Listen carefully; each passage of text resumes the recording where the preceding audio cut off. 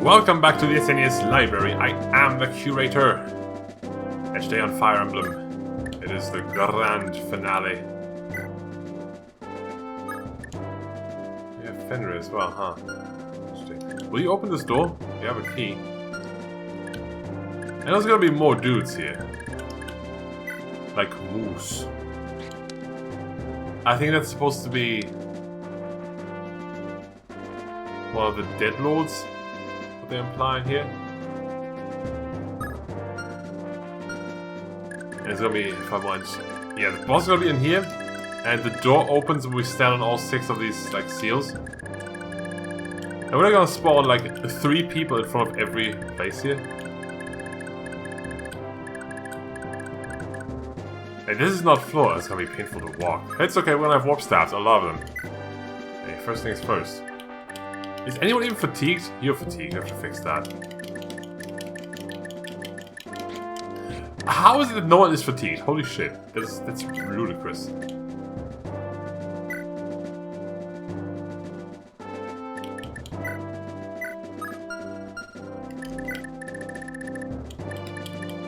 Where's the man with the drinks? Have a drink.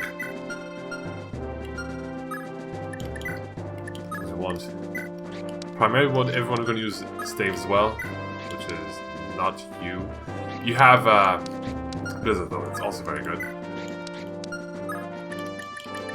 Salem, you have a B rank and staffs, you can use them. Then of course you're awesome.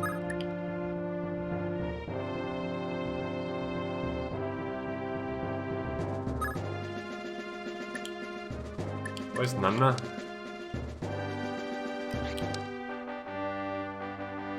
There she is. Bring Marita, of course. Bring the best students that we have. Ozian.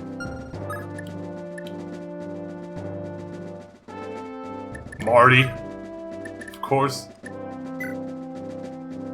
Yeah, you're good. Fergus, you didn't... You're awesome. We can give you a strength ring.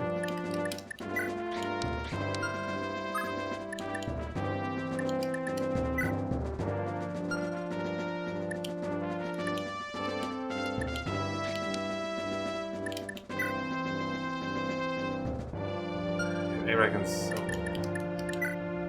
General Usain Bolt, of course. Shiva. Delmut. Helios. For the long range magic.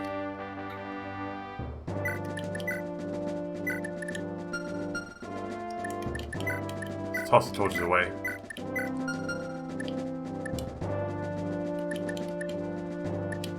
The most important thing is what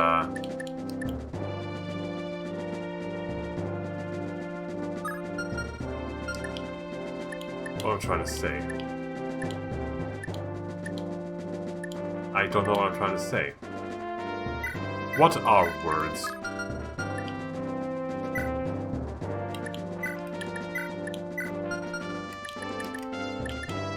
Doesn't matter, right? That is it.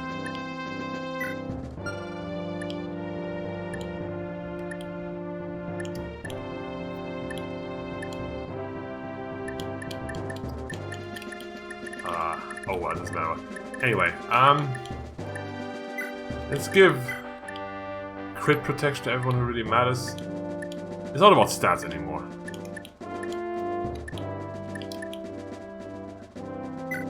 And then you're gonna have a lot of Nosferatu time.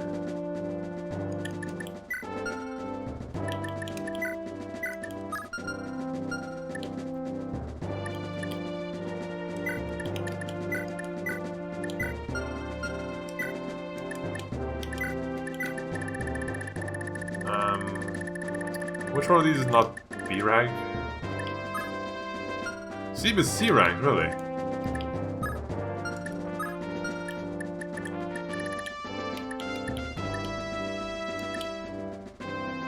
Well, okay.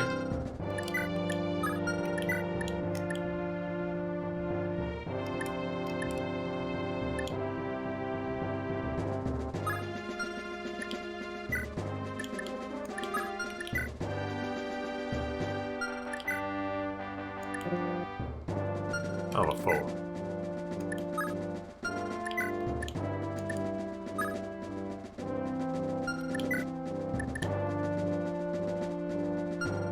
It's kind of going all out here today. Who has my cool rods? Give me Berserk.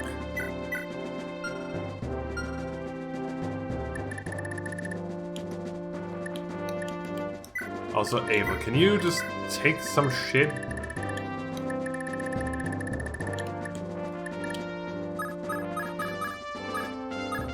There. You know what I want? I want to give you the power ring. I also have a defense ring.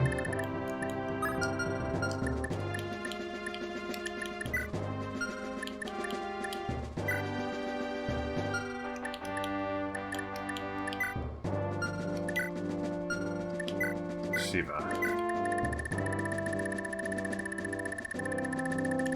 The vulnerary and the defense ring that is scroll past.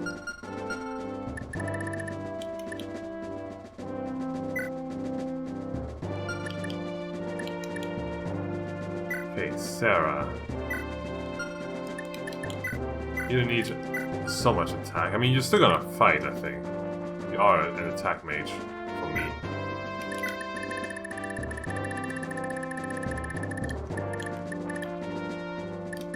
I should keep this. I think the boss can actually petrify.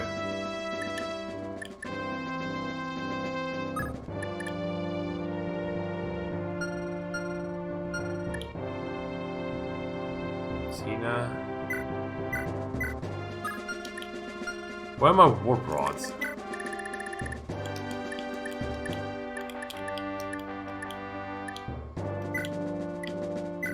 You have them.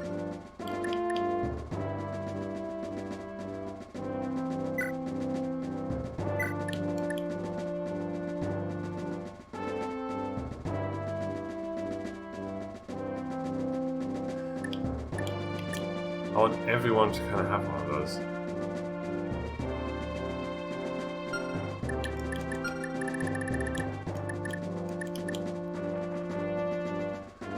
Oh right, Thief! That could help a lot. Tina?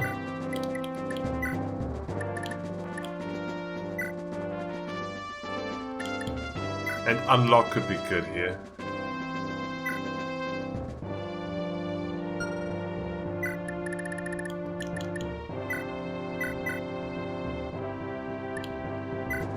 This is an A rank, okay, so you need A rank for that thing.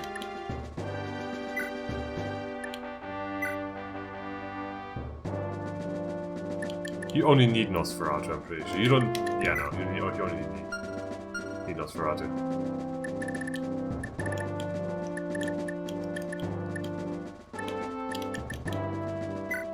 Okay, more warp, though.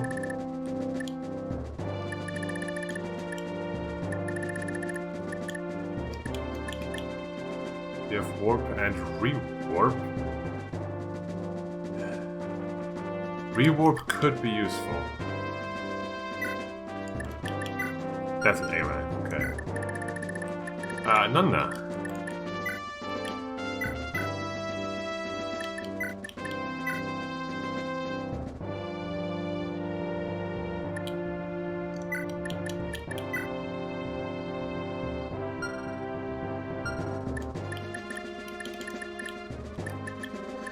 Let's see, you have a warp, you don't have a warp.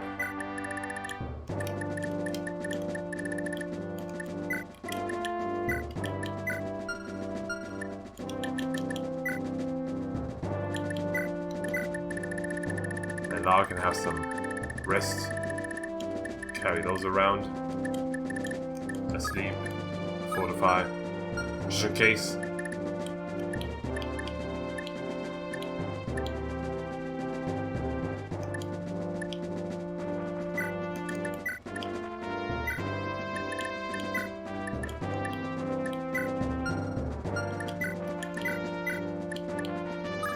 Longbow. Actually, you're my only archer here, huh? Take the brave bow.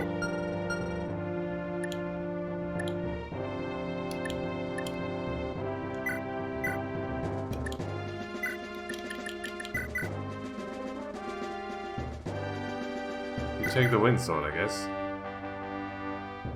And my silver sword.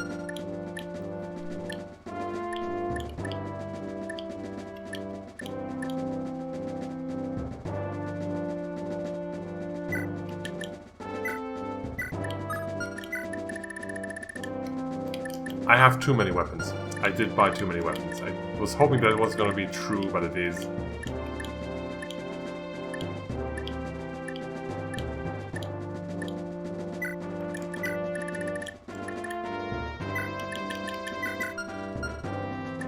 Where are my scrolls?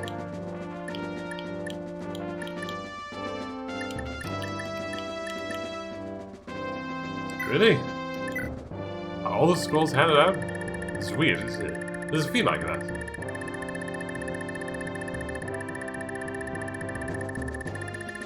Long list. Asbel, Tanya, Matcha, Salem, Leaf, Marita, Linoan, Tanya, Dilmut, Marty, Sarah, Ozzy. Yeah, okay. That's all fine. Okay. Let's see if this makes any sense deployment-wise. Sword upon a sword. Raid would prove to be even more useless than I thought. Well, if you want something done right, best do it yourself. Well, explain yourself. Archbishop Manfroy, when did you get here? Your Eminence, you can't be the final boss of this game. You have to be it in the previous game. Spare me these nibbling formalities. Why is killing one person, a child, need I remind you, so difficult for you? The Leoncestershire heir has humiliated you at every turn. I don't even know this guy! I'm deeply sorry, Your Eminence. I'll claim Prince Leaf's head before the day is over, I assure you. See that you do, otherwise it will be your head that hangs from the castle gates. More than just this battle is riding on the boy's death. If he lives, all our efforts to incite war in Thracia and assassinate Prince Quan will be for nothing. Alright, okay. I thought, wait, I already have it. It's fine, I think that's what he said. I'm amazed the ruse is held for this long, frankly. The fools still think Travant was behind it all. Hehehe, I almost pity the Thracians in the depths of their ignorance. Did it never occur to them that Travant had no way of knowing when Quan's forces would march on, or what route they would take? Capitalizing on Travant's ambitions to make North and South Thracia tear each other apart. I mean, Travant would know about that as much as anyone else would, as much as you would. Like, there's no way Travant would have known they would go that way. But someone else who would then have told Travant, and then he would have known. Like, it doesn't matter, does it? Everything happened exactly as you predicted it would. I'm honored by your words, Your Eminence.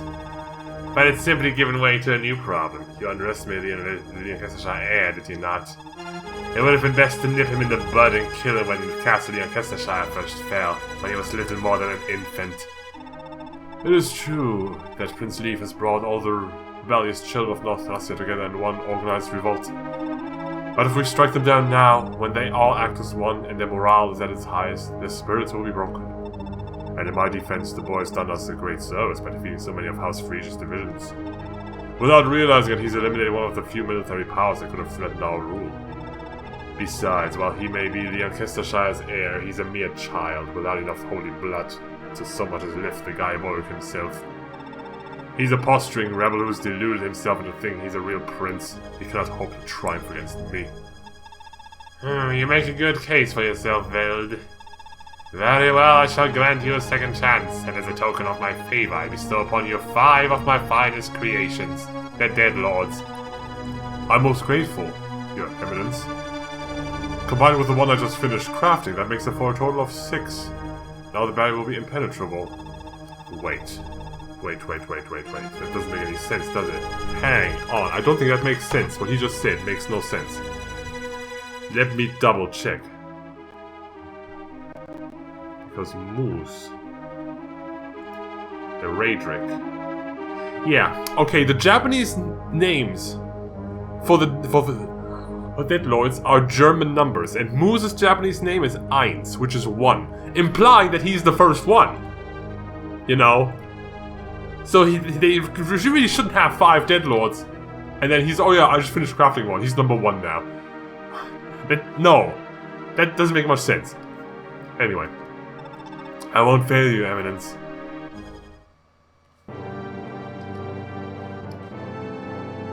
Is everyone ready, Augustus? All of our troops understand the plan. Small squads of each station in front of every altar.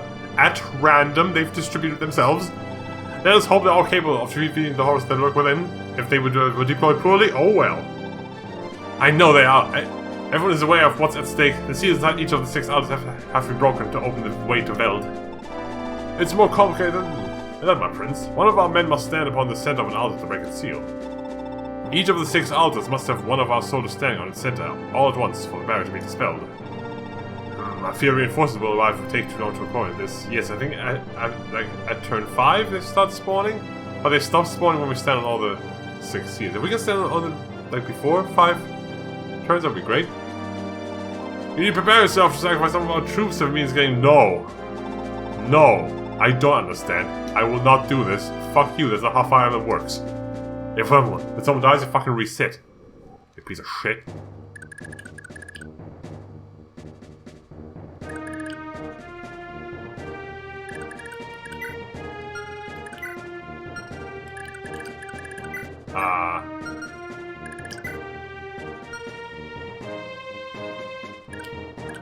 I should have put the Bragisaur on you, actually. Now that I think about this. But at the very least, we can see who needs a key, right?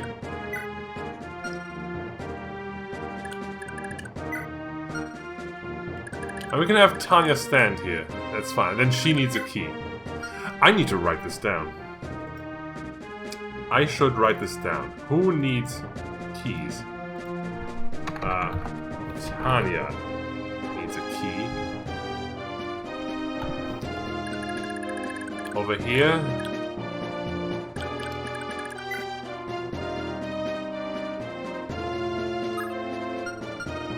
He's not very strong.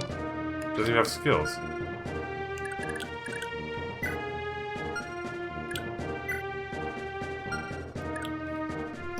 Ozian needs a key. I do have an unlock staff, so if someone doesn't... I can have 3 unlocks. So we don't need a key on everyone. Ooh, Nosferatu. And a Berserk, she needs to go fast. We don't really have anyone here who can do that fast. We need to warp someone in here who can.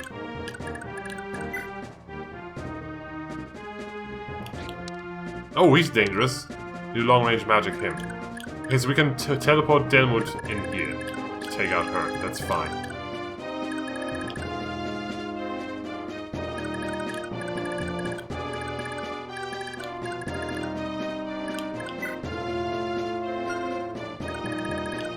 And we can give Delmut a key from the inside. Okay. Delmut gets a key.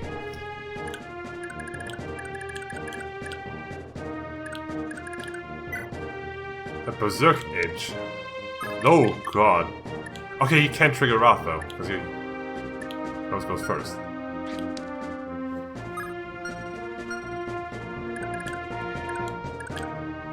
We can put him to sleep.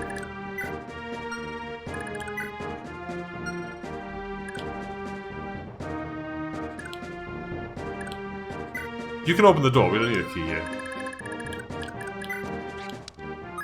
Oh, you have Wrath, but we can go to close range combat, and it's fine.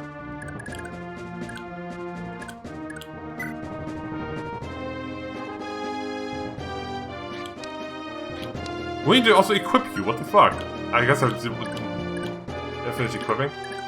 We should also teleport someone in there.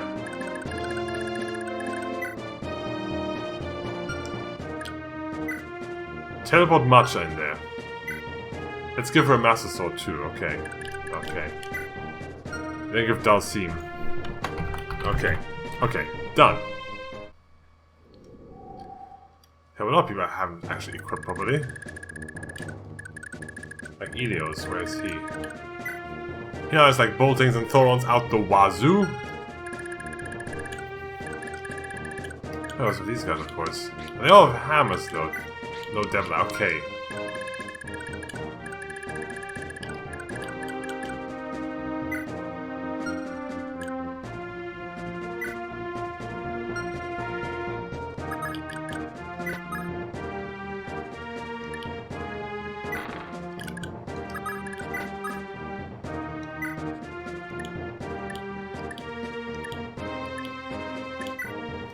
Relax, it's fine.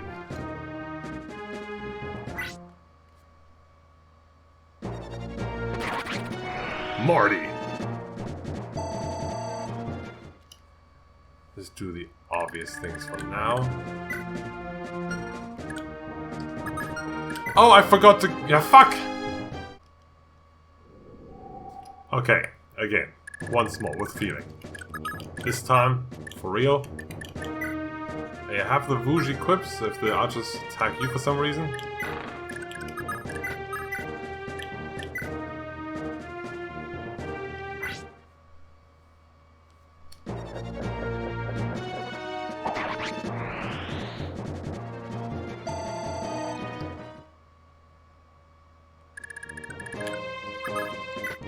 You, for now, just kill.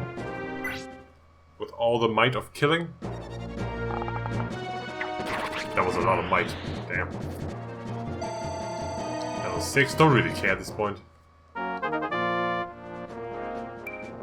Defense. Yeah, you serve the powering, of course. Marita, you are not helping. How about you go take out those berserkers?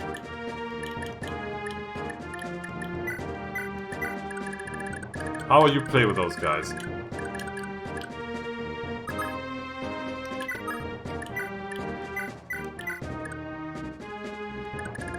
I can make you probably do something at some point.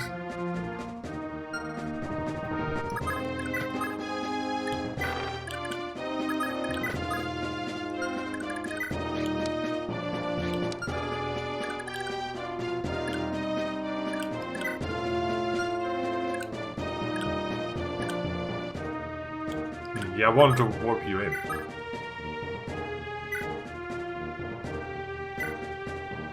That is kind of dangerous though, can I...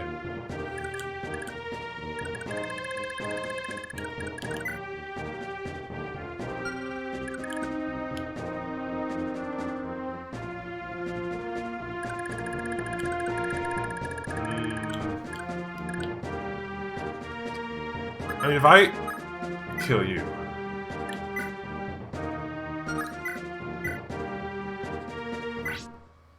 then I don't need to warp you in.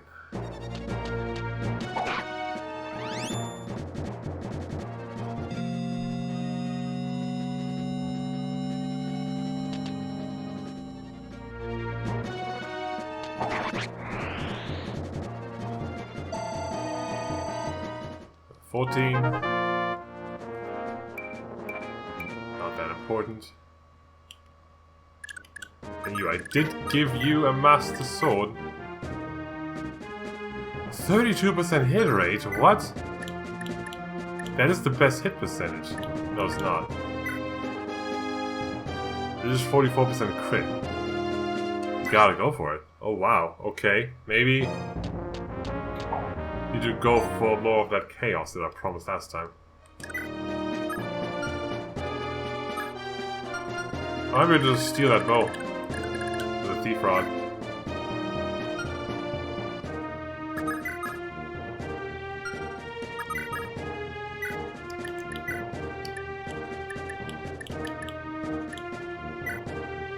There. Screw you. Screw you! Screw you!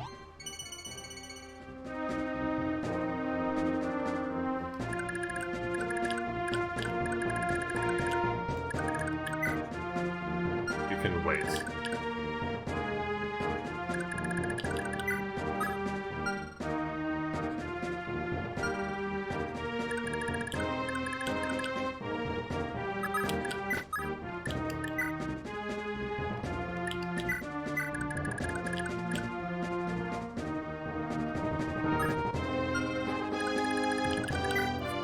No, even if I were to put someone with silence on the magic floor, it would only be 30 on 30, so we can't do anything about her, really.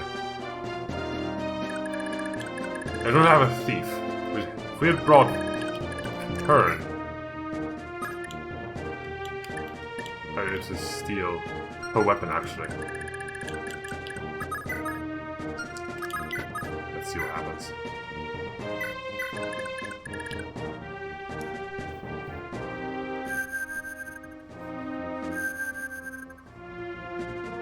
She's a priest. How dodgy can she be?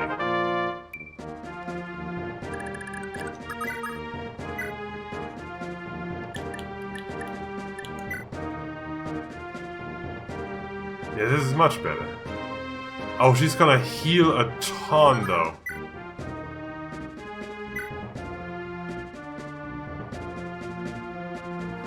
How much is that gonna heal? 25? So I will do 28 damage.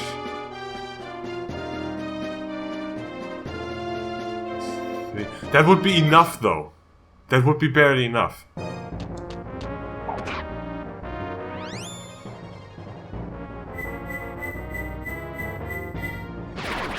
Unless you crit.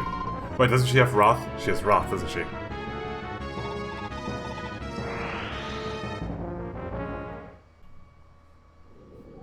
Okay, we need to do some more danger assessment. Who needs to go first? She. So let's focus her.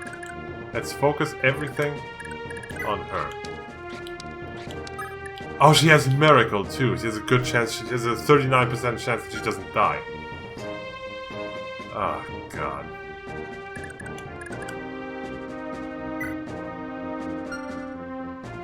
Yeah, I'm bringing Pern. Now, of course, some of the information have changed. So now the keys might be wrong. But where's Pern?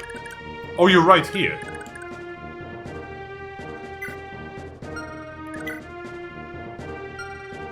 Oh, that's interesting.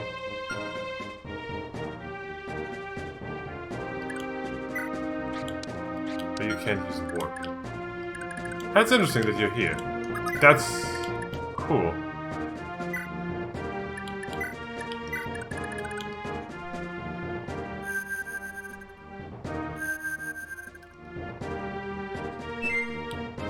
That's also good.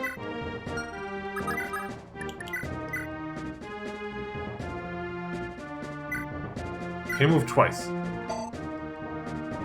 No.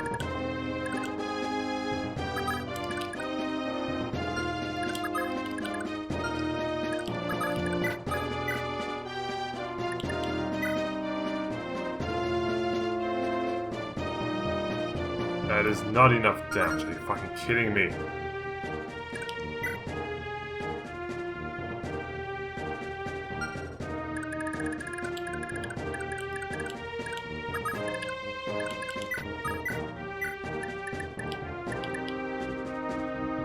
Let's help then. Got a crit? Oh, some elaborate hand gestures. Yes.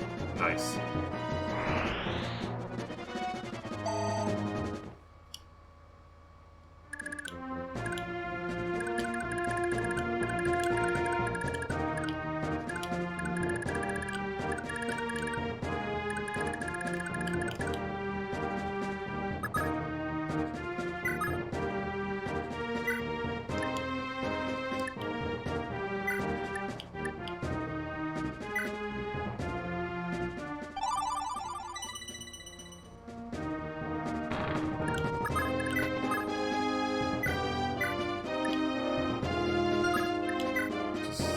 Capture her. You're now very much in danger. Oh, they have Master Lances. Really now. Really now.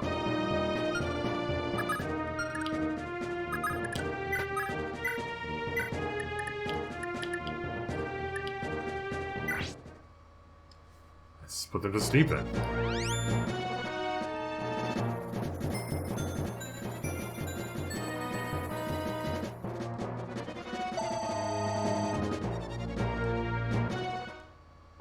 Care when you level up. Still don't.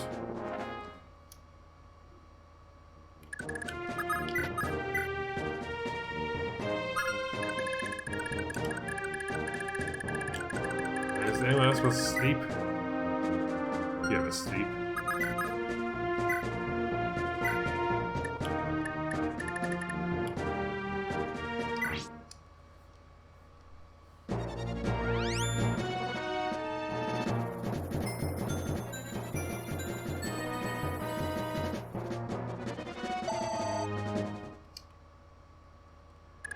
Okay, that's that one disabled.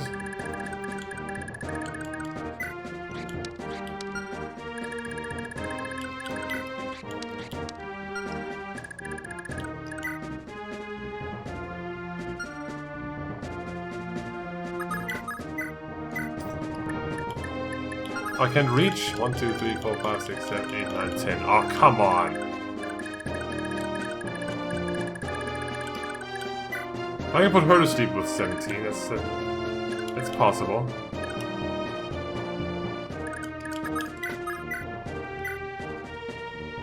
No, you can't hurt her. Okay, you have to. You can one-shot him though, but she would do how much damage to you? I mean, 25? Yeah, you're the tank, that's your job. Just take out this dude. The Fenrir. They have to eat some Fenrirs, but that's will have to be fine.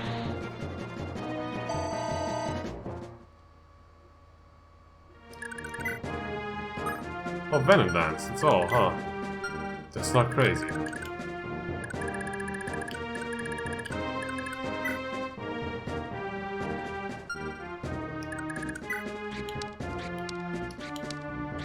He's nothing, really. He's definitely not a high priority, then.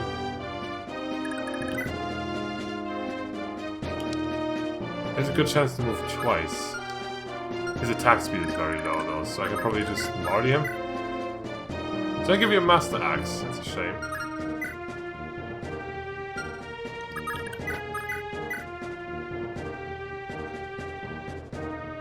Let's just try letting Marty do his Marty things.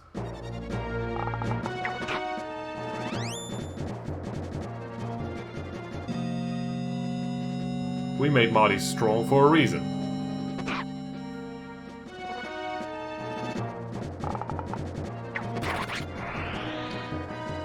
Okay. Even a mend staff can't heal Marty to full, though. And Fortify is not a full heal either. Okay.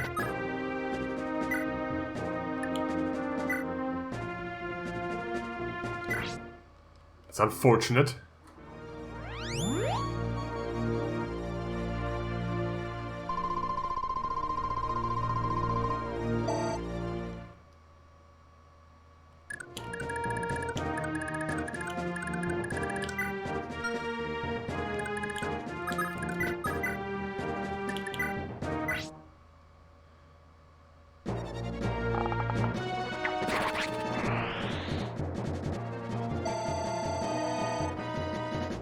Should I rescue you? I should probably rescue you.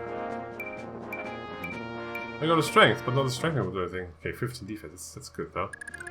They have mass sense. They will hit with 26 twice. It will be 11, 11, 11, 11. Only one of those needs to miss. And we're good. Hit is 103. The avoid is 100. We can make that avoid high. It is already boosted. Do we have to risk that? We don't have to risk that.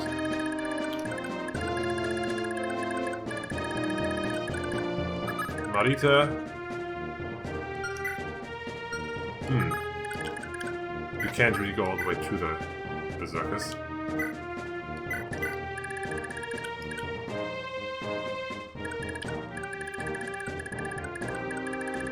Still have you.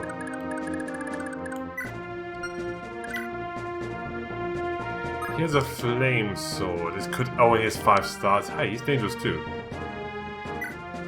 We can put him to sleep.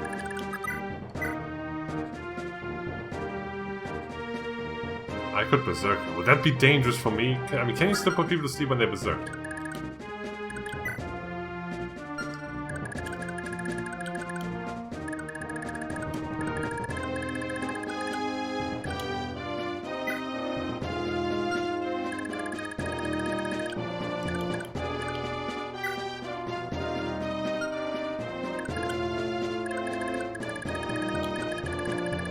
I just don't know how Berserk works exactly.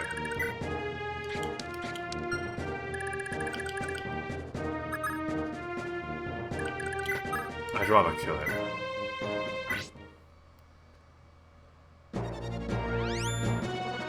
I have no Sferatu. So I can heal myself. Oh, that doesn't do much though, does it? Oh. I made a huge mistake. I shouldn't have attacked him first.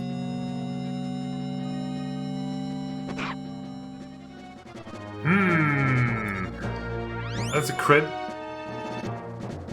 Okay. How much would his flame sword do to Linor? I have 20 resistance.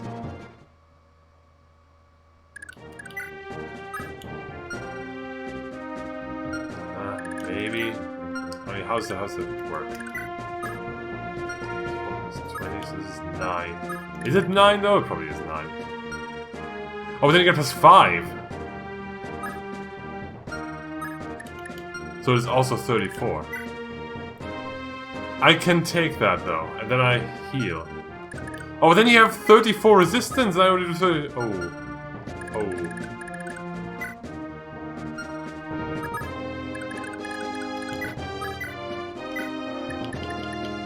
Wait, I can't believe because this fuck only has 16 magic, does he? Why is your magic so low? You're a horrible person.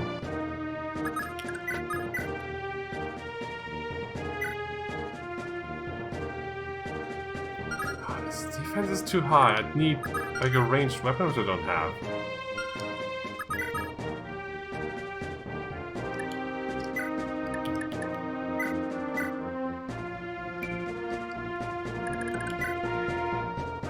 I can put him to sleep though. He only has no, he's 21 magic. It doesn't work. Why did I think that would work?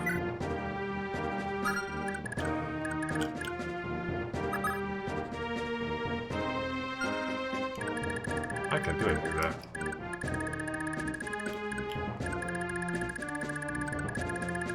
Okay, maybe I was a bit too confident about this one.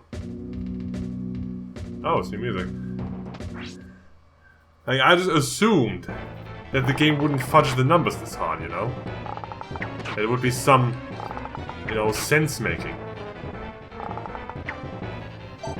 Okay, 85%. Not a big deal, but his 60? Yep.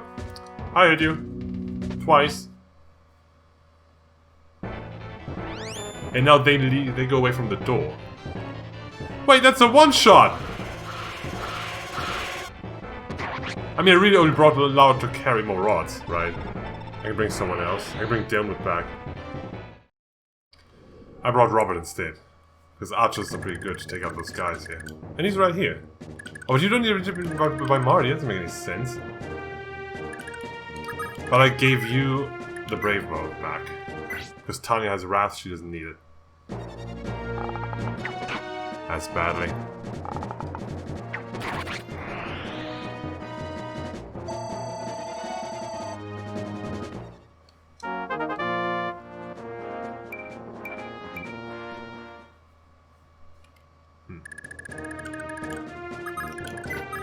I mean, taking out these guys is just generally a good idea.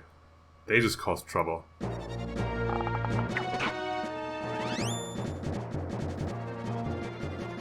It's relatively safe, I can rescue them.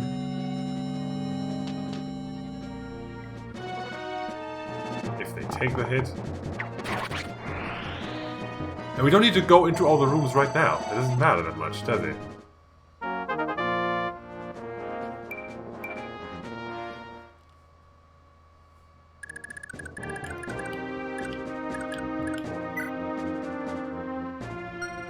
You have a Master Axe still. Right, you can tank. We're gonna steal her weapon though if we can. Oh come on, 86%! Don't fudge the numbers like that, game! 43% is gonna hit me now. Watch it! Watch it! The fun chapter fudges the fucking numbers, doesn't it? Yep, missed again! Oh no, 86% is not very much, is it? Yeah, we're not playing that way. We're not having the numbers fudged. We don't do that around here. 85% likely hit, 85 again, and you die. That's how numbers work, math. Yeah, most difficult fighting game because they fudge the numbers at the end there. Oops! Looks like you didn't win, even though you were supposed to.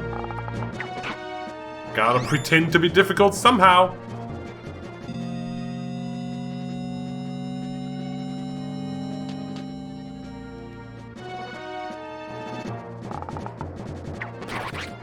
When it's safe, it's safe. You don't take damage.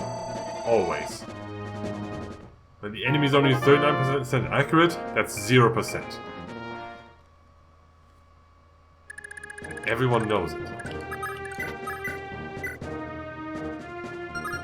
I can't really risk that. I need the brave bow.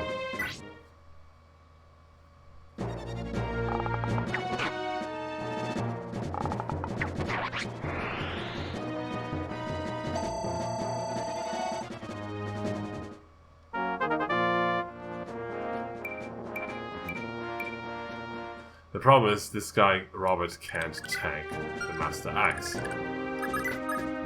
So he won't. We take our time, it's not that important.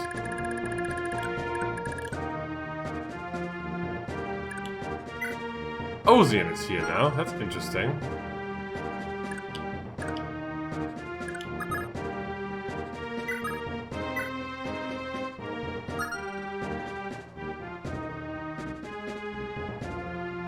That is very interesting.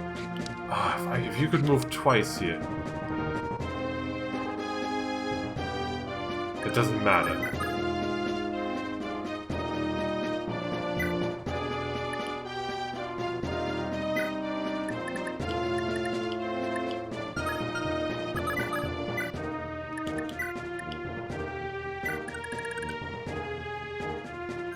If you still move twice here, that would be fantastic, because then we don't need to capture her.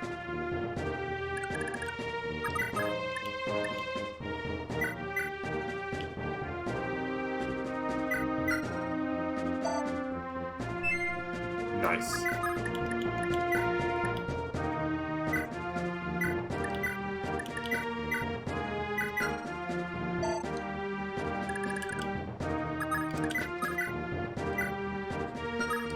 What is better, Rouge or Master Axe? Master Axe is less accurate. It has less crit, okay, that's more important. But Master Axe does attack twice, and then he wouldn't hit me with hail. Unless the numbers are fudged! The numbers are so fudged! Who cares about numbers when you can reduce Ozian's HP to 1 at a 38% rate?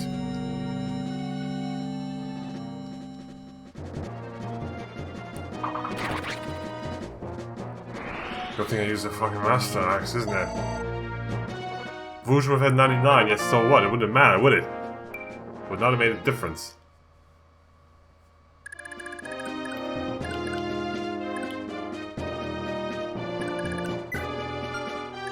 Okay, so we won't be able to stand by the door to kill him. Here's 18. We could silence him, but... Oh, yeah. That's enough.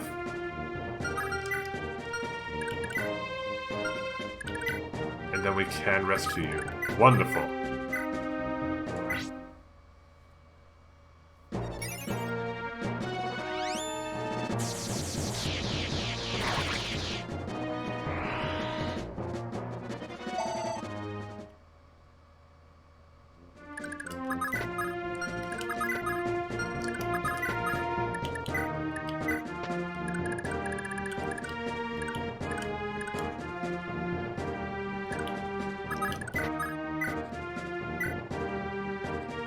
%60 crit chance. Come on, Asbel. 60% crit chance. 60% crit chance. That is very high. Very, very high. There we go. Got it. I do need to rescue you.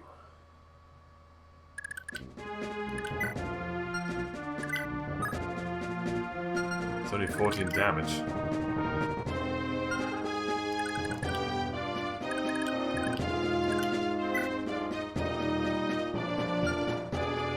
I'd rather not be poisoned though.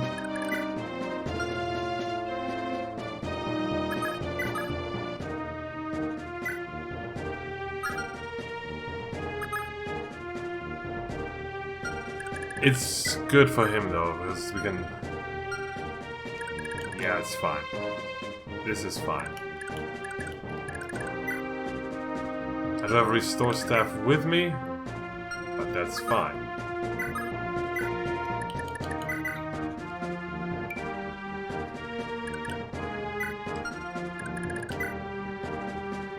I'm going to kill him with ranged magic anyway.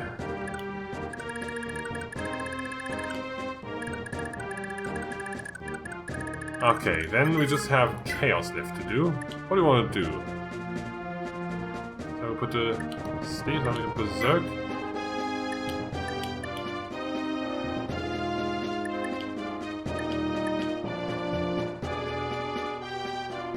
That wouldn't be bad then, because save him from poison.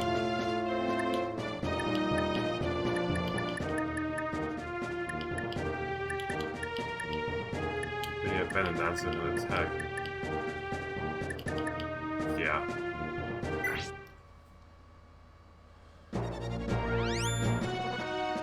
But Berserk will only make them go after the weakest enemy they can. That might still be Asbel. So maybe this did nothing.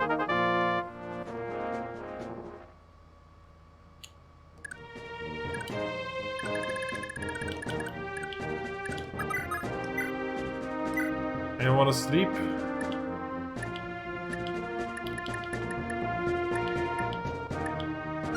Nana isn't good enough to put everyone to sleep, right? Because she only has 12 magic! Right, why does she have the sleep rod?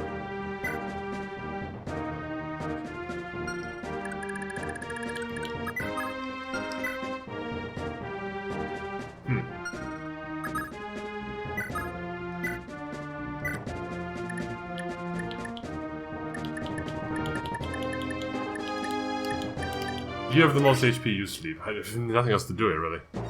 I could berserk one of them, maybe. Make them fight each other.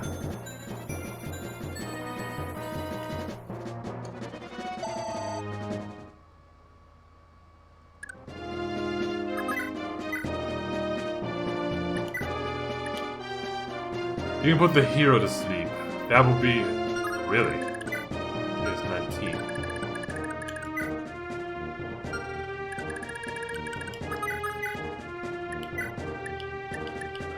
He's also very... Here's the berserker. I mean, we'll put both to sleep eventually. We're not in a huge hurry. Is it reinforced every 5 turns? Sure, but we can deal with them.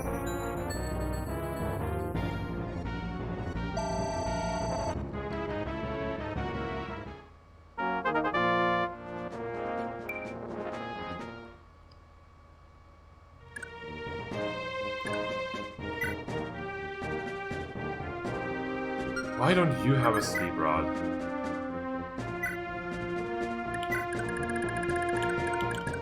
Go to Nana and get her sleep rod.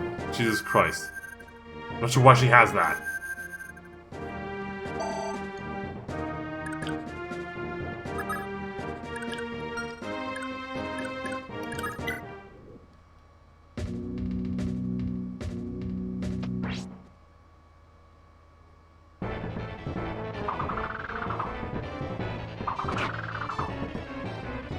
Yep, she needed to survive, to dodge 1 out of 3, and she did. So we're good.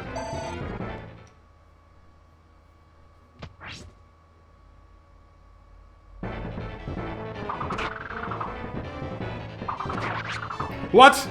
Oh, that was with the old numbers. Can I survive the first fucking turn?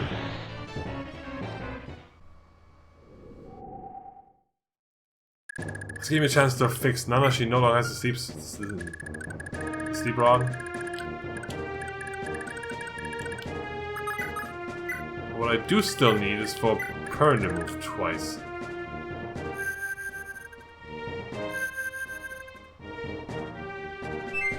Not you, Pern.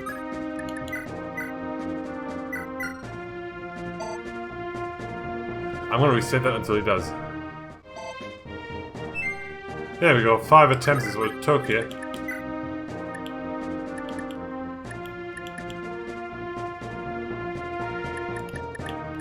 I need 2 of these now.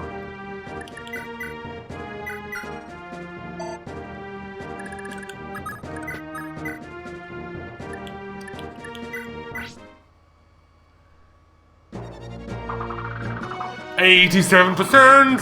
Who gives a shit about numbers?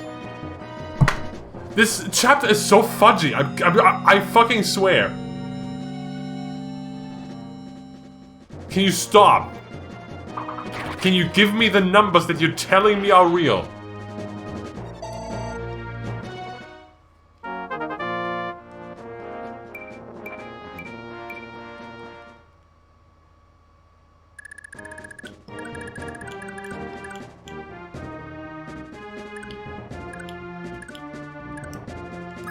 Right, the crit chance, 58%. That's less this time. 2% less. Adept though, so now it doesn't matter. Now you don't have to crit.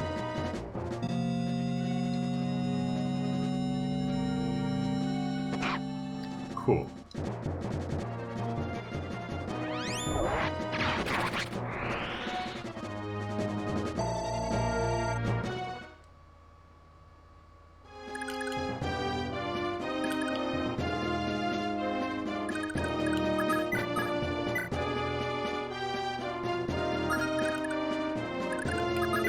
Enough.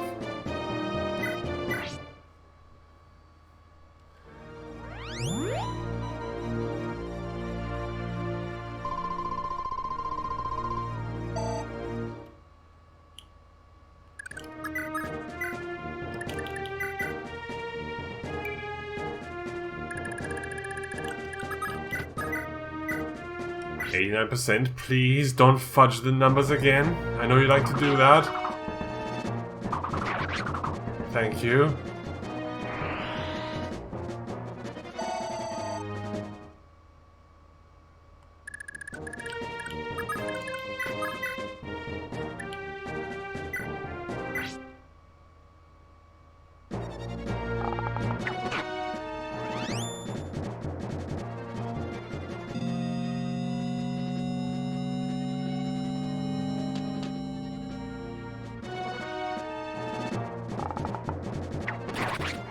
Okay, let's double check the numbers again. Can she survive these dudes?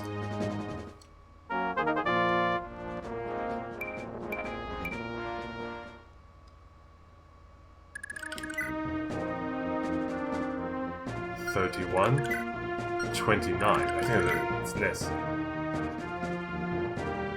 29. No, it's oh god, no.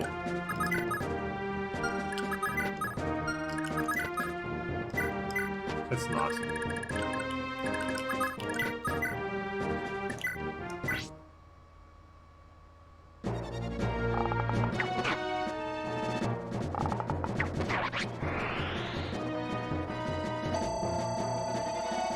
If I put the Berserker here to sleep now.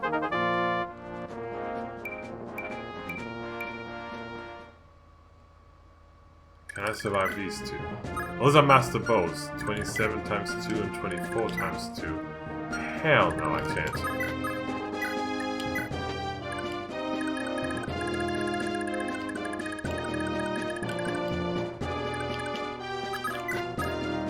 Helios Storm worked well last time. 14 times 2. Ah! It would not be enough this time, but we have to rescue, of course. But 36% crit.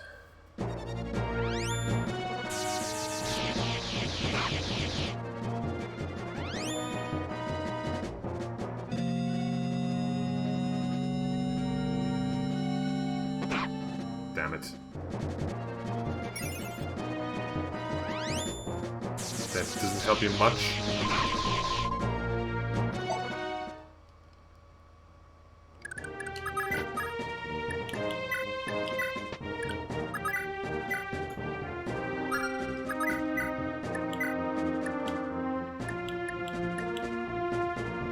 Let's put him to sleep.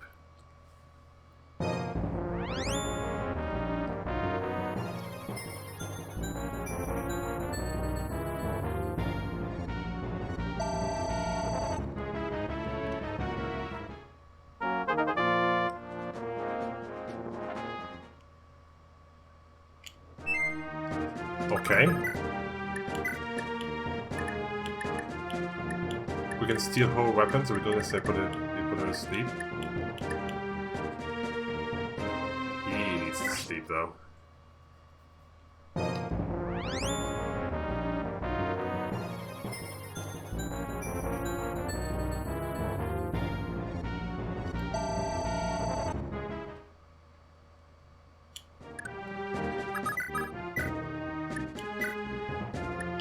And he needs to sleep too. Okay. So we have 4 of the Deadlords disabled. The 5th one with the bow we can steal the bow from. We'll probably also put it to sleep though. I think as long as we can steal, we should prioritize that. Asleep should we prioritize over steal.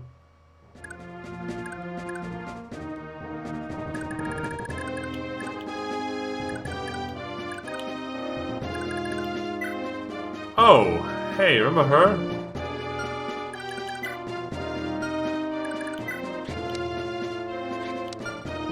Haha, I did not think of that, did I?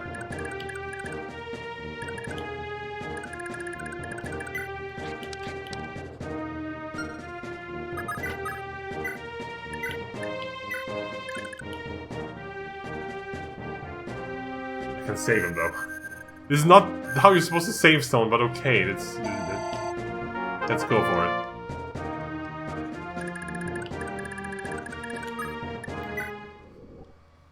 We should be safe this turn. Oh, that guy's still alive, of course, but that should be fine. Laura isn't here to get one shot.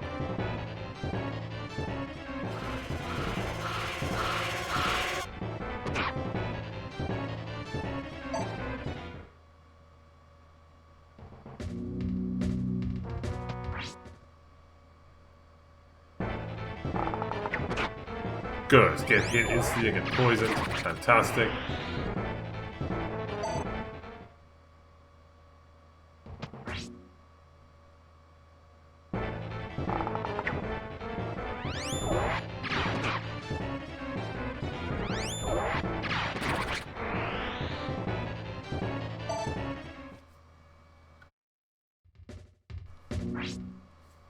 Right, opponent's still here. 37%.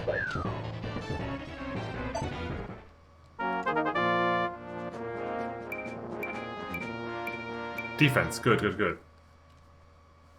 These are low accuracies.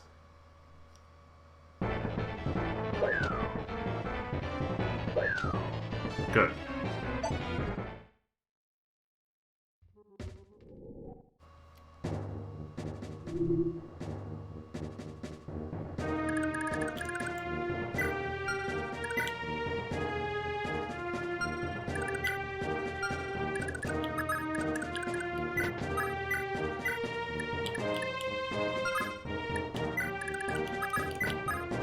To hear that poison with.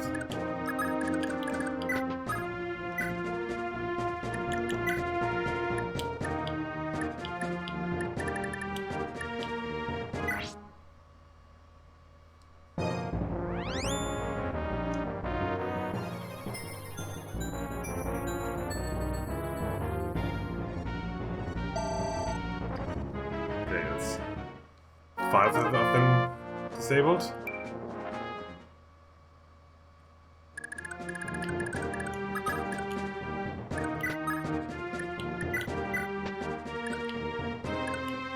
Oh, this is dangerous.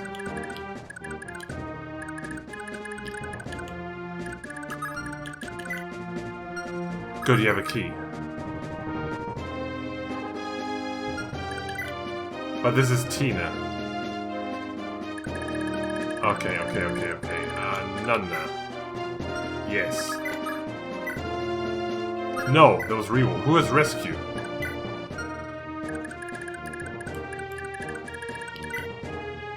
You have rescue.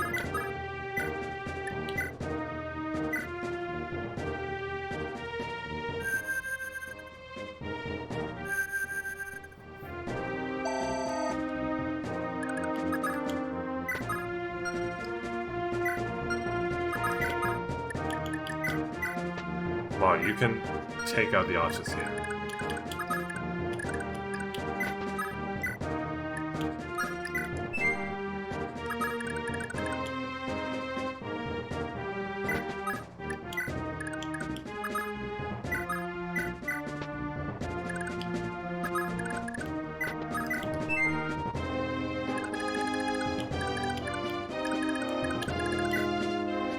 You have a key. Open it.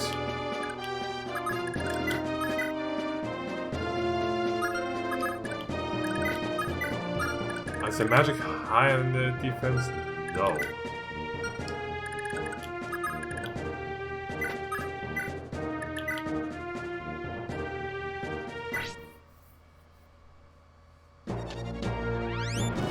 Avoid the poison as much as possible.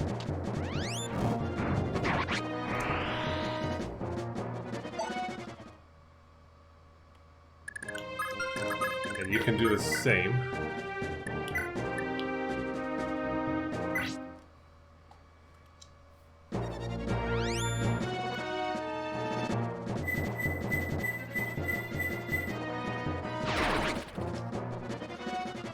Okay, this room is clear.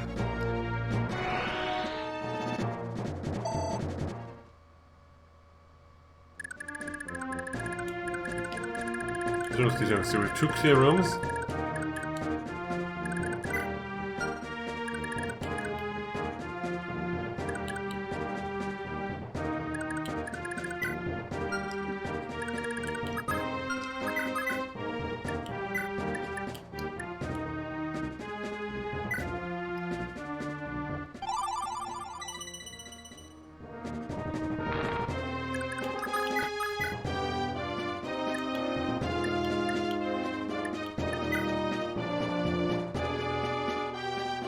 Yeah, this is relatively safe.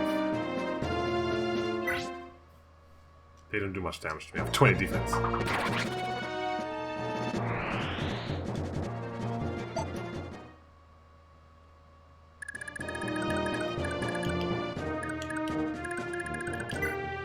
Fenrir, 38 attack.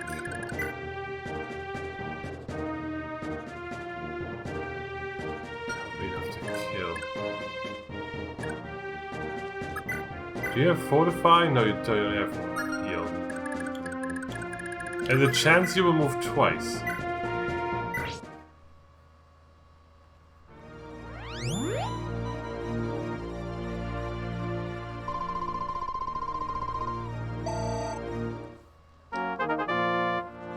I could really use that right now.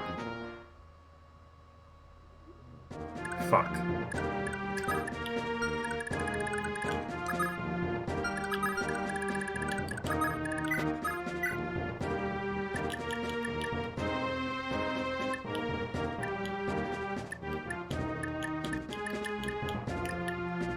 Highest avoid, yes. So what's the attack on that? 14! Oh wow, that's not very good, is it? Okay. Killing it.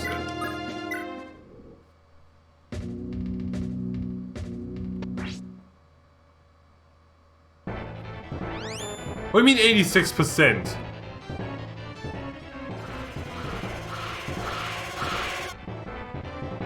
Oh my god, Helios. What?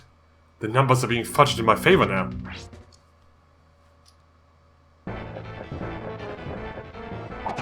Full numbers, yep, you gotta pay for that.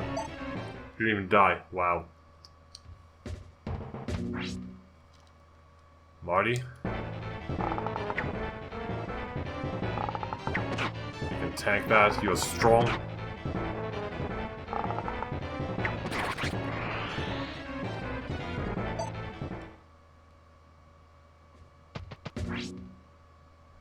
I think this should be enough to get you to steel bow. It happened before. You just couldn't keep that run.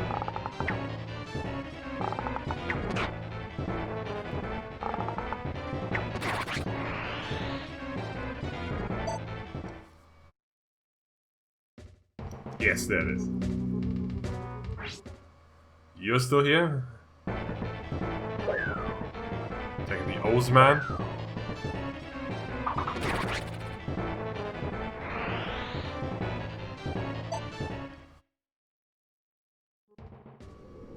Okay, we survived another turn.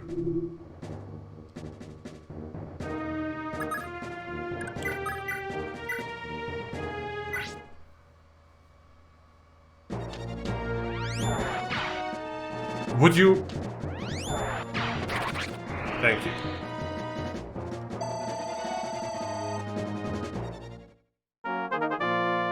It's +5 speed. You should be really like accurate with that.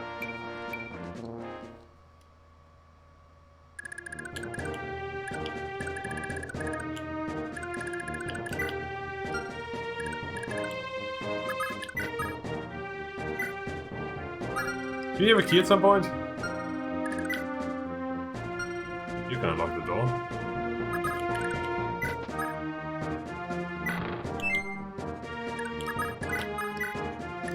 Bragi. Yeah, still, is this accuracy this time?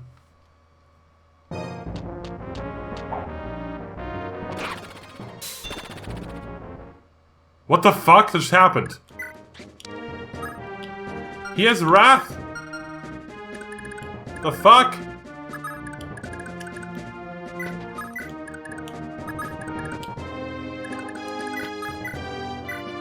I can't hurt him, of course. The fuck?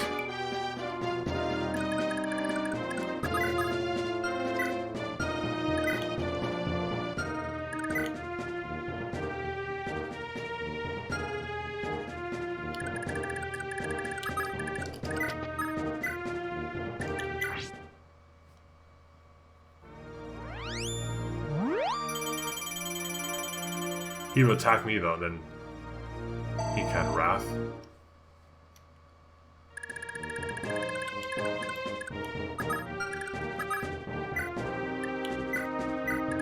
Reward. Nana, you provide bonus to leave.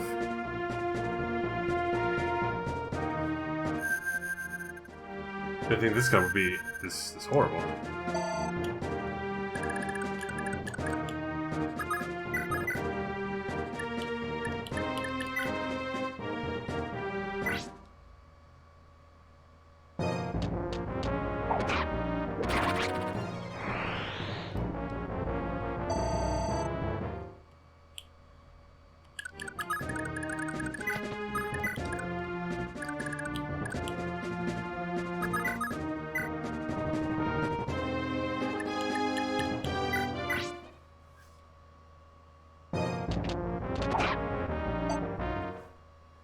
You have to kill him next turn then. It's fine.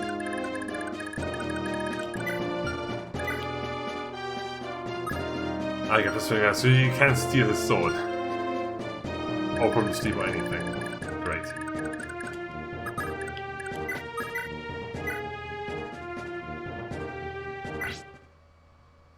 And long range magic won't do anything either. It has to, I mean, of course it doesn't. Half damage.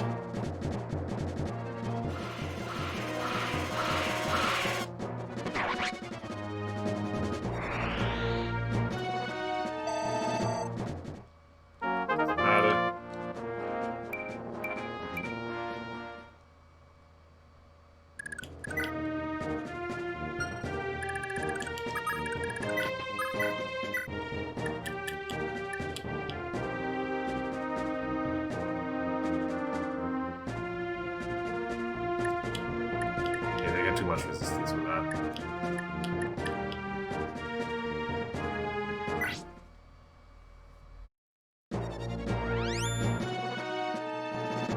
Well, they will put it to sleep, of course. Forgot about that part.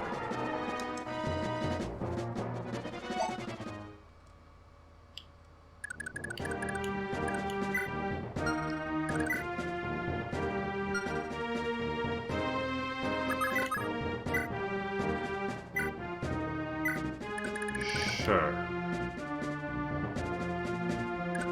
Let's get you in here.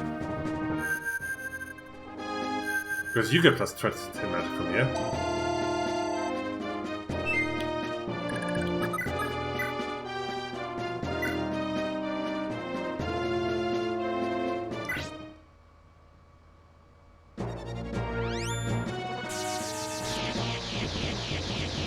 At 85% is nothing. We all know that. It's nothing! 85%? Oh, please, why even bother with 85%? It is commonly known that that's just nothing. Nothing!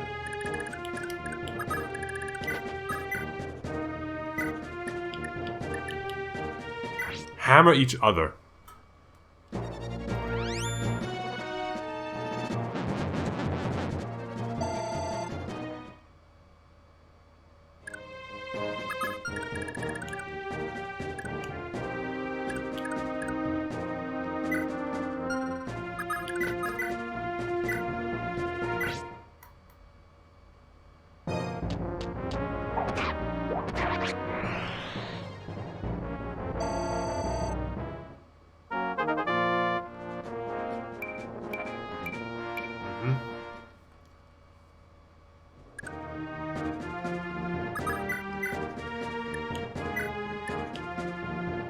You unlock this door for me, please. We can't get in there.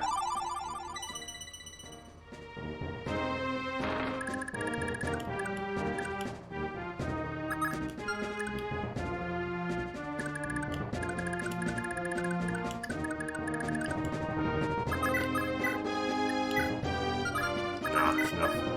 It's enough bowing for you. You can go back to your old friend, the axe. Yes! Marty likes axes. Smash! Smash! Good job, Marty.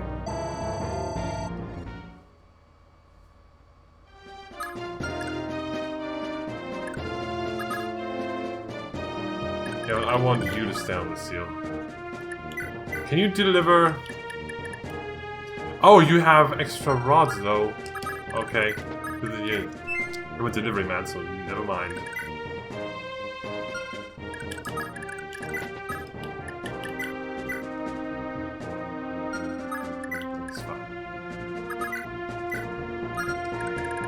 Warp stone, what's the point? I can warp you to someone who has restore, which is you.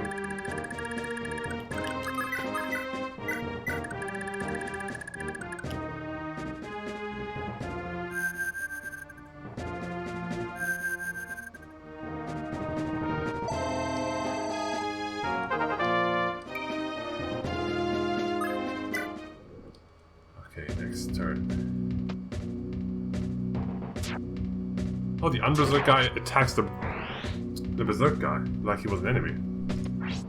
Interesting. 14%!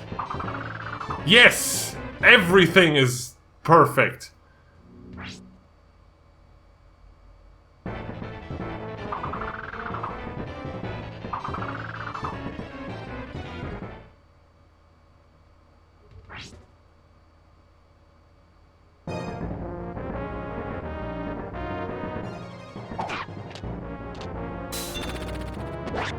Critical dink.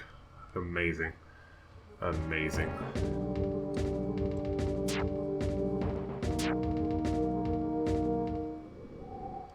Okay.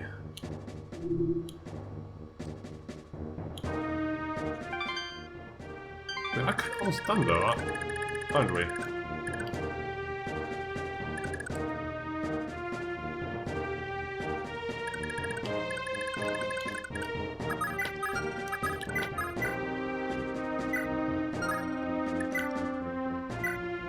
Mend leaf, please. I can't attack him, he will crit me again.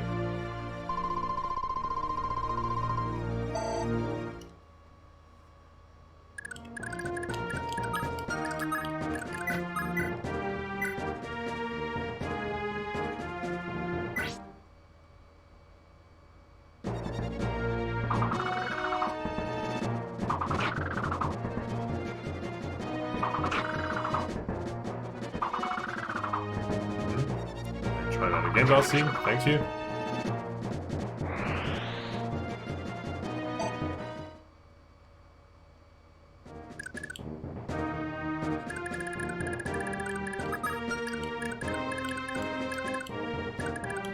That would be dangerous.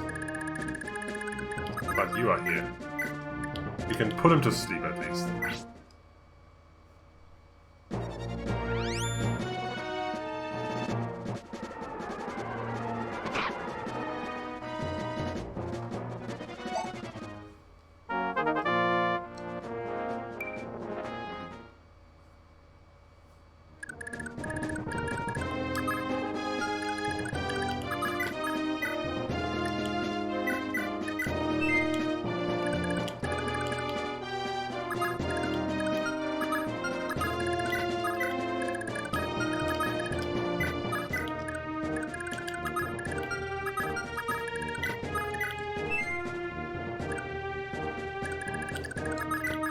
stand here. You still have to kill her. 49%. She's very dodgy, huh? I mean, you could just kidnap her. You don't have to take her.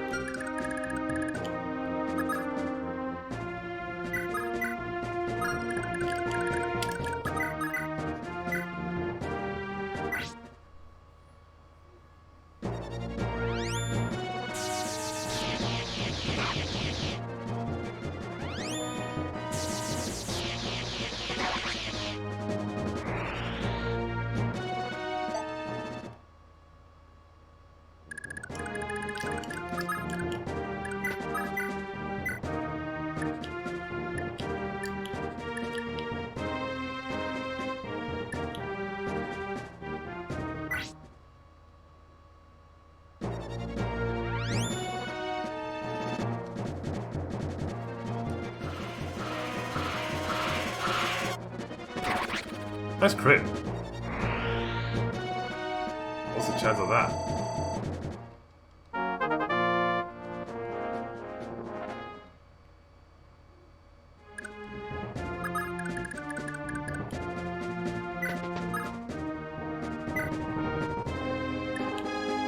Yeah, I will unlock this door because I do want you to come back out.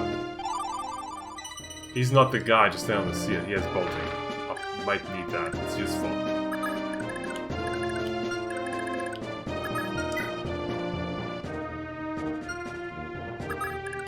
Bro, you stand on this seal. I want Matcha over here.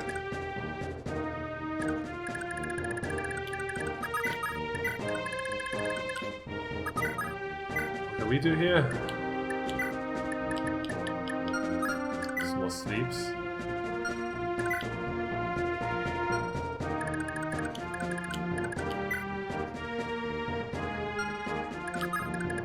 Might as well. Oh wait, I like this. You be berserked. Cause some chaos among your friends.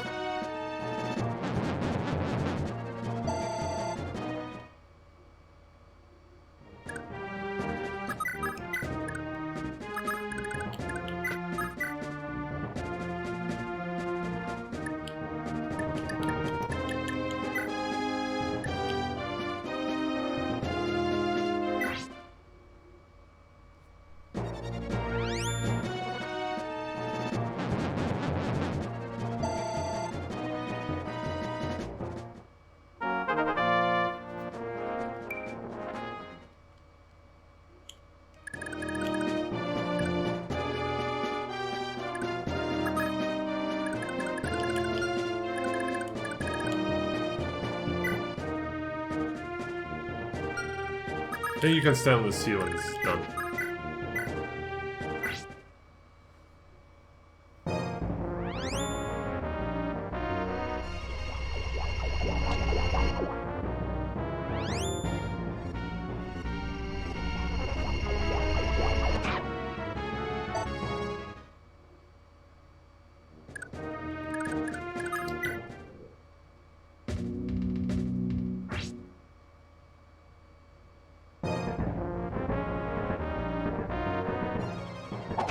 He never misses me with his 44 fucking %, does he?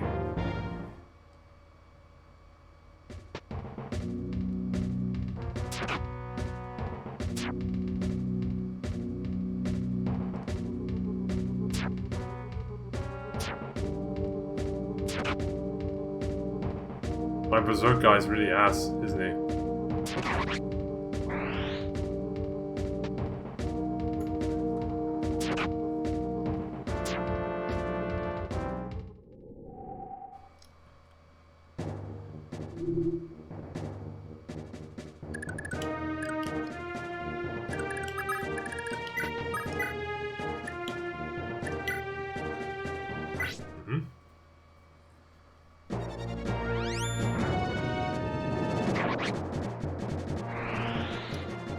Is this the last time before we open the door?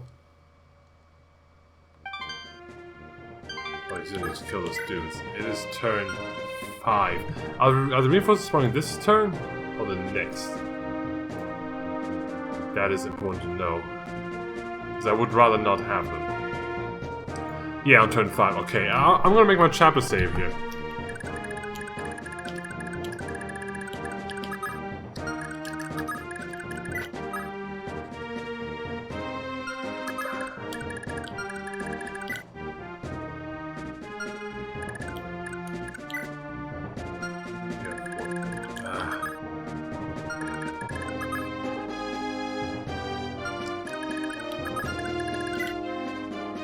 Okay, yeah. Actually, hang on. Rewarp. That can do it. Because I didn't want to gamble on Pern moving twice.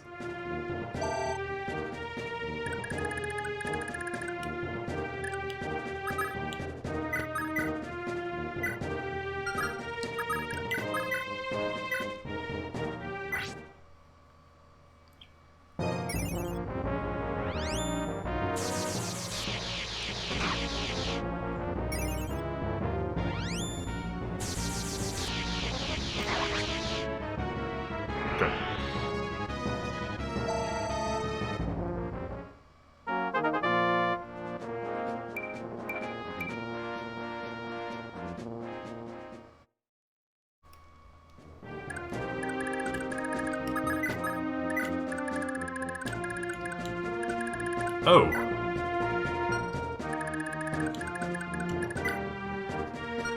We're gonna warp someone on there.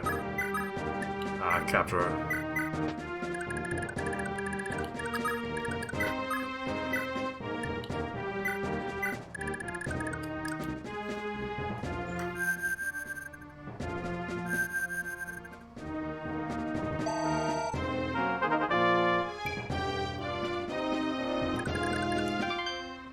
Oh, missing one.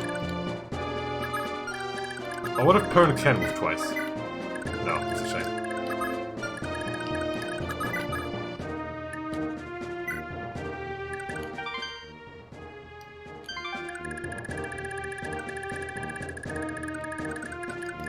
Do you need to actually wait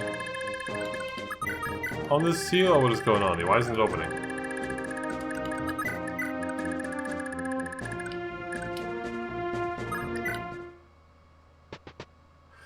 Is it because I still have a Deadlord with me? Do they need to be dead?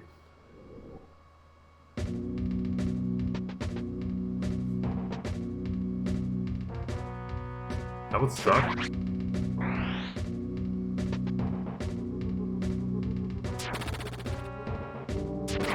I like the chaos here. Berserk stuff is better than I thought then.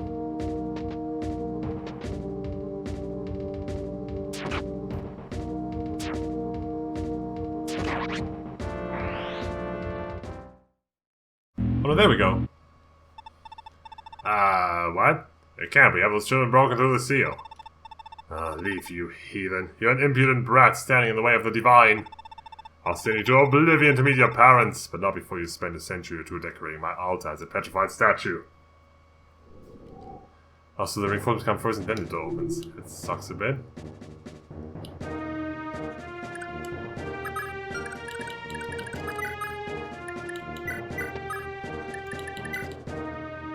We have nothing anymore.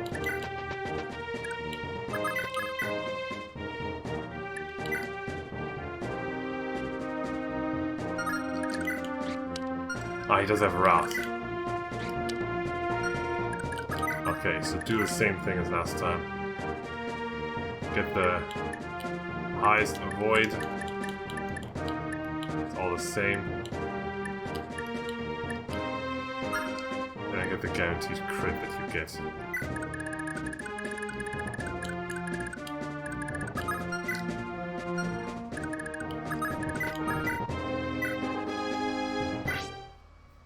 But we don't need to stand on the shield anymore. I guess so.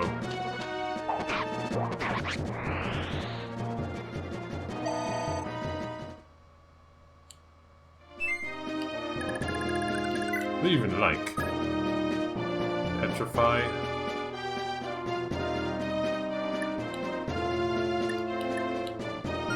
She don't gotta wait.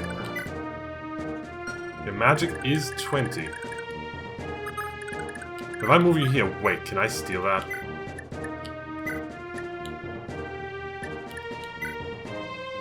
Oh my god. This is not real. This is not happening.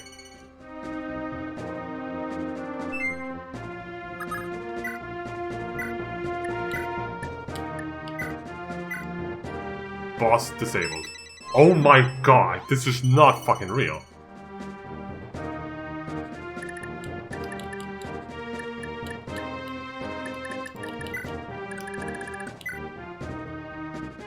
Hell of hell. Silence, oh god. Okay, there's 2 silence rods. Can you do something about those?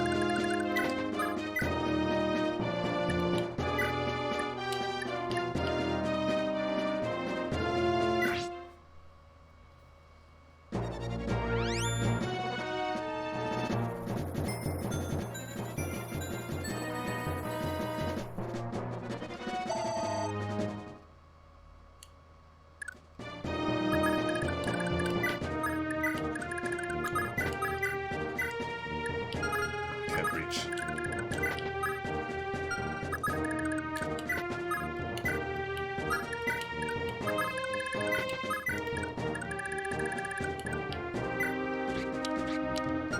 He doesn't have skills.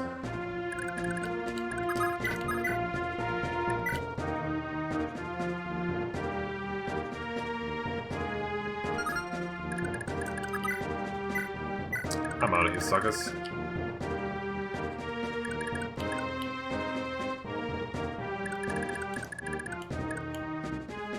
That berserker might go in there and try to kill them.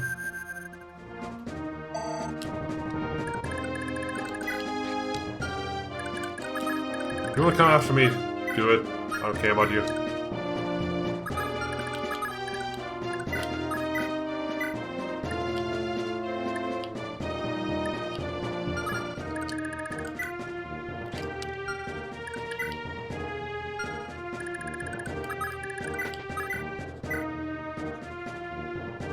They don't have magic flow bonus, huh?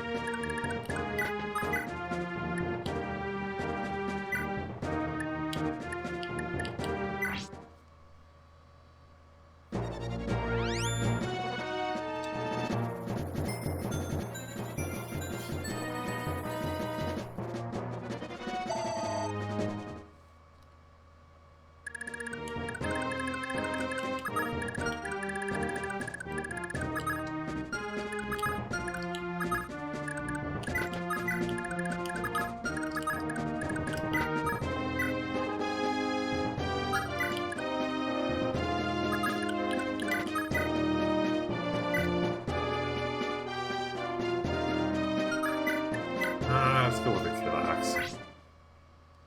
Marty wants to kill. Marty doesn't know what 86% means. Can you blame him? Nobody in this stupid game knows what numbers are.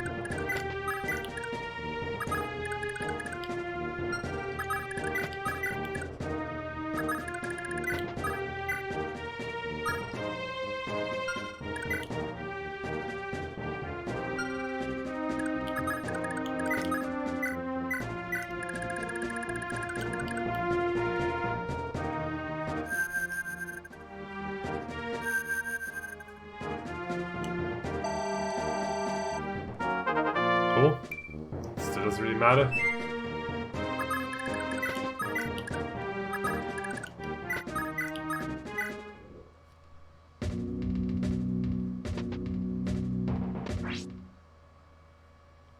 I'm gonna get Ozianed.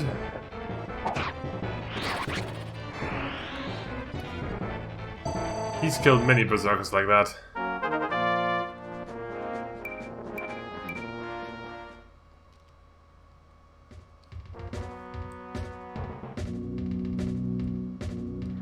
He's going after the berserker first. Cool. His priorities, I love him.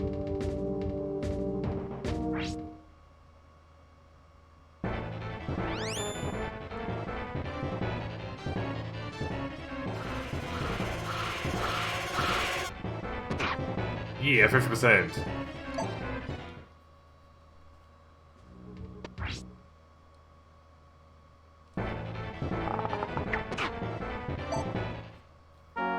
Marty, please.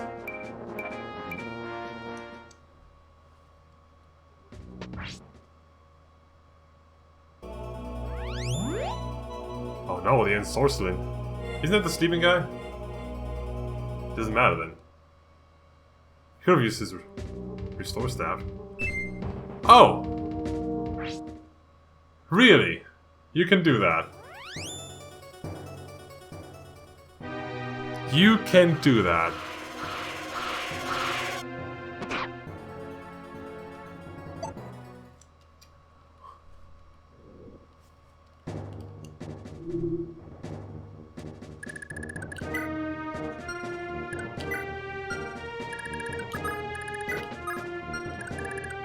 His constitution is 11. But we can just take him.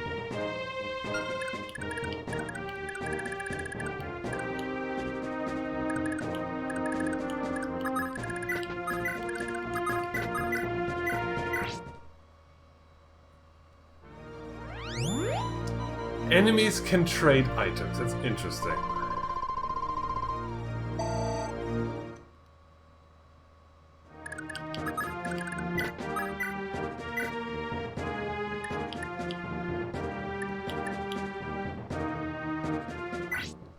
But I don't think he's gonna move off his throne.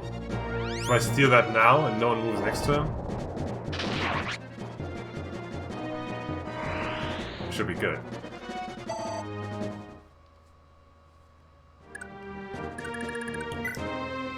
And that's why I teleported her here, just in case something stupid happened.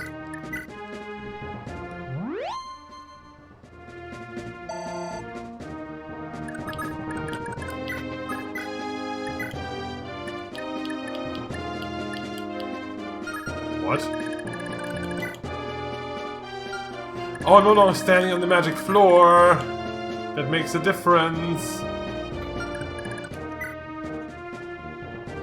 You still have warps. Wonderful. Not sure why I moved her.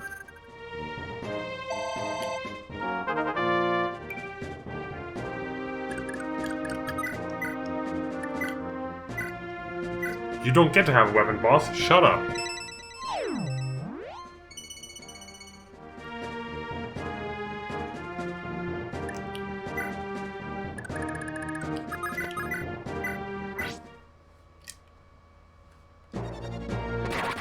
That's a kill, Marty.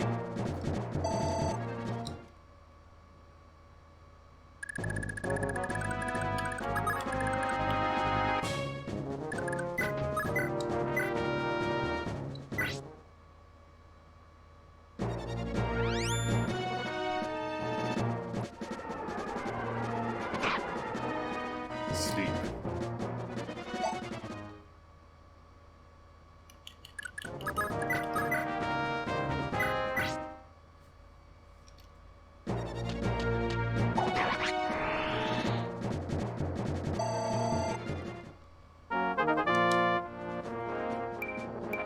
I can't believe the boss of the game is not immune to just have his stuff stolen.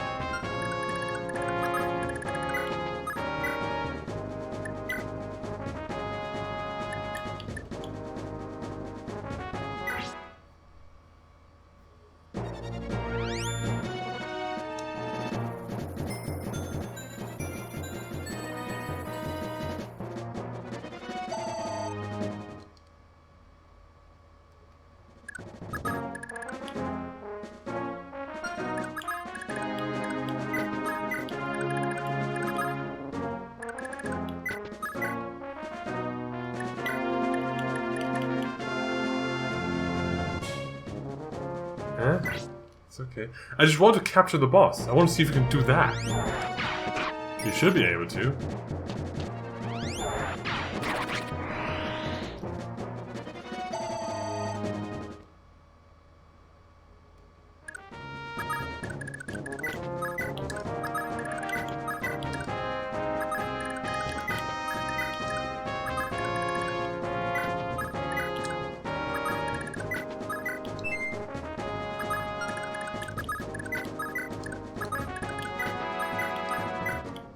be so ridiculous.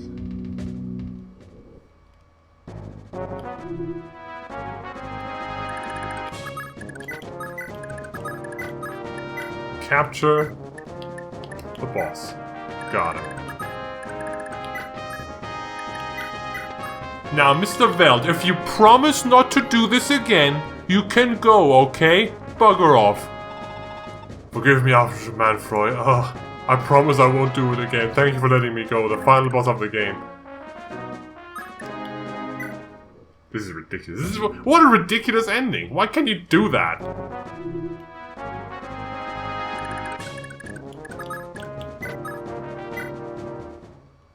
Ludicrous. Ludicrous. Ludicrous was that. So ludicrous.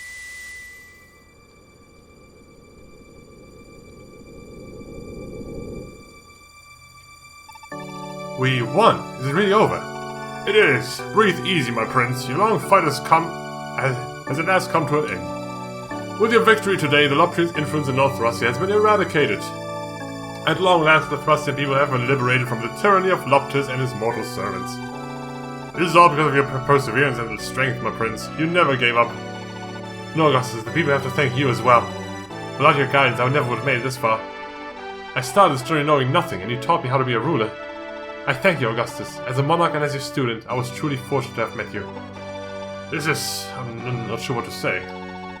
I need to tell you something, my prince. I would be a poor teacher if I continued to keep secrets from you now. It was not by chance that our lives... In fact, I only became your tactician because I was ordered to do so by my benefactor. Truth be told, at the outset, I thought liberating North Thracia was an impossible task. And I spent more time by your side, as I saw how focused you were on freeing your motherland, how earnestly you wanted it. Before I knew it, I genuinely began to believe in you. I hope you can forgive me for all the times I doubted you. I'm not liar, because it's the time when you voiced skepticism of my abilities that always weigh heavily on my heart. Yet you also taught me how to expand my perspective, to realize the depth of everyone's suffering and sorrow. My upbringing, strange and sheltered as it was, left me lacking the tools to understand the lives of my subjects. And I think I still have even more to learn. I need you, Augustus. I'd be honored if you stayed by my side and continued to teach me. Ah, as you wish it, my prince, so shall it be. Lord, a message has arrived from Lord Selif. Connor has been seized by his army. We need to go back to Fire Emblem 4. Connor has fallen. Alright, what a Lord Selif. He's alive and well, my lord, fear not. The message said that he rides from Lancaster as we speak to help us capture the city. I imagine word has not yet reached him of our victory. He should be in for a most welcome surprise when he arrives. I can hardly believe it, for Lord Selif to conquer such a formidable fortress as Castle Connaught in a single day. My only regret is that I couldn't kill King Bloom with my own hands. I sympathize, my lord, but as regrets go, you could have ended today with far worse. Remember, North Thracia is now free again. In the streets of Lancashire, everyone young and old celebrates the victory of the Liberation Army. People cheer your name. They shout that Thracia has been liberated by the son of the late hero Quan. Finn, we've been through so many long and painful days, haven't we? But however hard I had it, you had it so much worse. You possess more patience and endurance than anyone I've ever known. You've been there for me my whole life. Whenever I felt overwhelmed, I knew I could always rely on you, Finn. You sacrificed everything to raise me. It's like I spent my whole childhood sitting on your lap. How can I ever repay you? Lord Leaf, of the 4 kingdoms of North Thracia, Leon Kestershire, Alkestershire, Connaught, the Non-Kestershire, and Manchestershire. None save Leon Kestershire have a surviving male heir. Hence the people want to be united under your rule. No others remain who could take the throne. Lord Leaf, please fulfill their hopes. Be the answer to their prayers. The tragedy of Thracia is that these small kingdoms have been doomed to repeat their petty civil wars time and time again. Unify Thracia and build a single prosperous kingdom as the land once in the days of Dane and Jörn. Doing so was the dream of your late father, Lord Quan, and if you truly wish to repay me, my lord, it is what I would ask of you as well. I would move the heavens themselves for you, Finn. Of course I'll do as you ask. I've come this far, I won't start running now. I have a duty to protect North Thracia. Unifying all of Thracia will depend on the will of King Trevant, who is probably not going to die. But I'll do everything in my power to make it happen. I know it's not ideal, but would that be enough to repay you, Finn? It's all I could dream of. Lord Leaf? Guess that's the end of this whole mess. Hard to believe this all started with Thracia kidnapping little Nen and Marita, huh?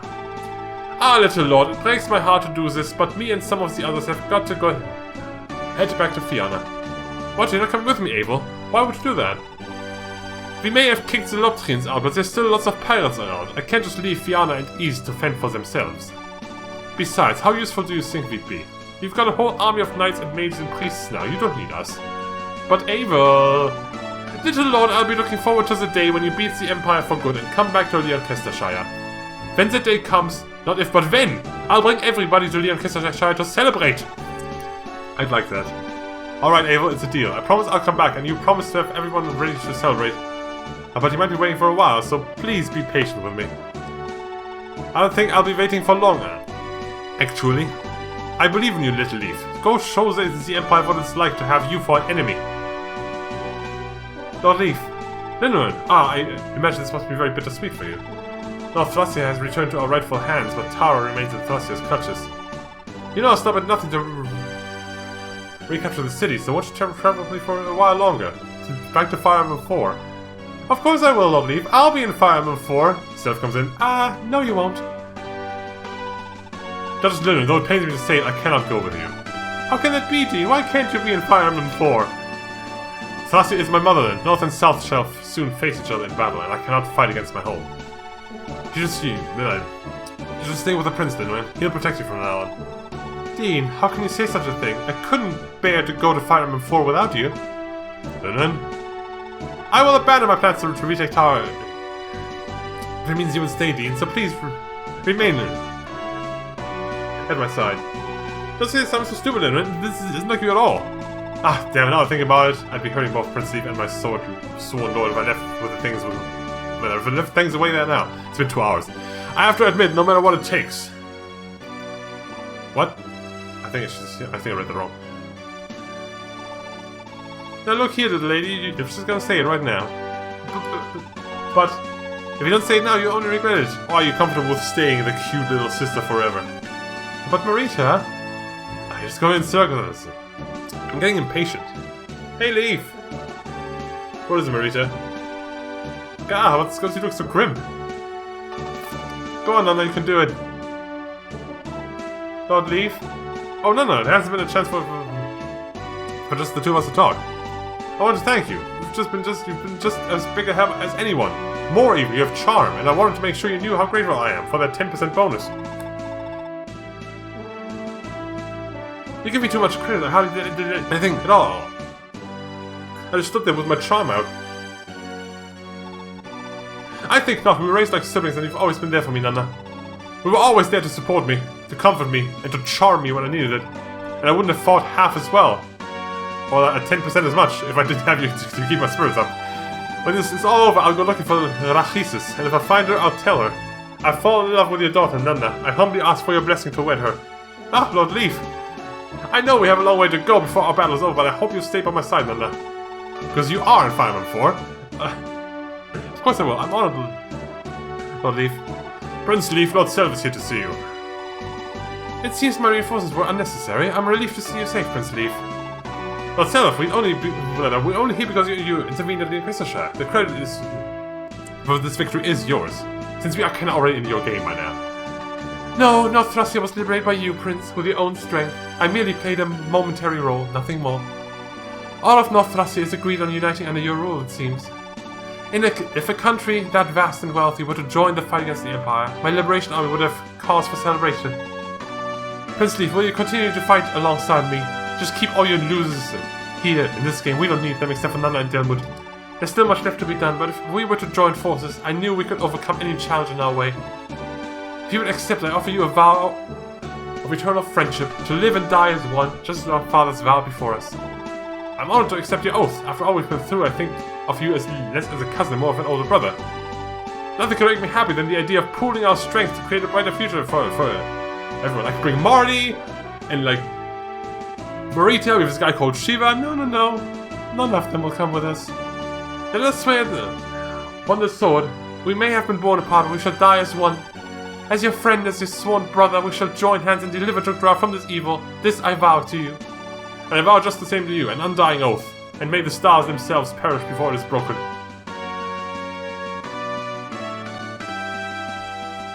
Thus, Leif's battle, which started in the remote village of Fianna and ended with the liberation of North Thracia, came to a close.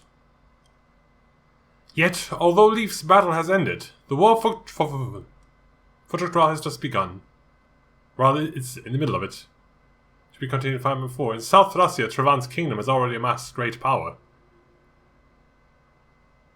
In the Grand Vale Empire, Crown Prince Julius, the Scion of Darkness and Incarnate of Loptus, is still alive and well.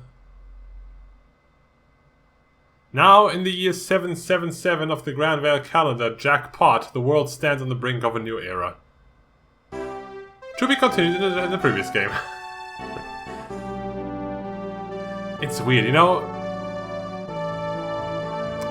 I thought for a while when I realized that this was a mid-quill, thought, oh man, maybe I should have done the first half Fire Emblem 4, then this game, then the second half Fire Emblem 4. No, that would not have worked. That would not have worked. It's kind of cool how this game, like, is essentially, like, the end takes place during Fire Emblem 4. Like, they fade into that. That's neat. But yeah, once again, we can tell where the arena turns are. It's very obvious. 2 in a row? That sounds weird. But okay. 15. Dandelion was 23? So we could have had the dancers spawn. That had the assassin, maybe? It would have been dark, so we would have seen it, of course. 255. I'm going to assume that caps the game. Because we probably spent more than 255 turns there. We're not going to get a true total. The game's going to lie to us.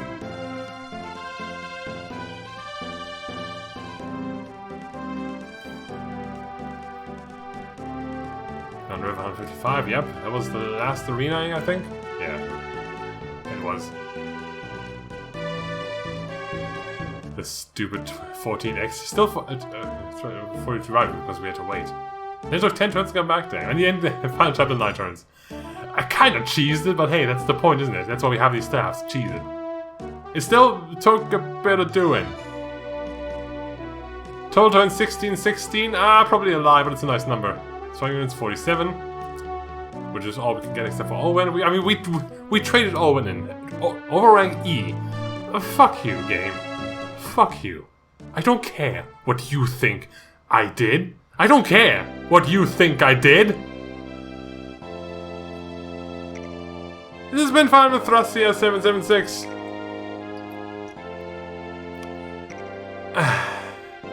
Hard to say what I even feel about it. What I can say overall is that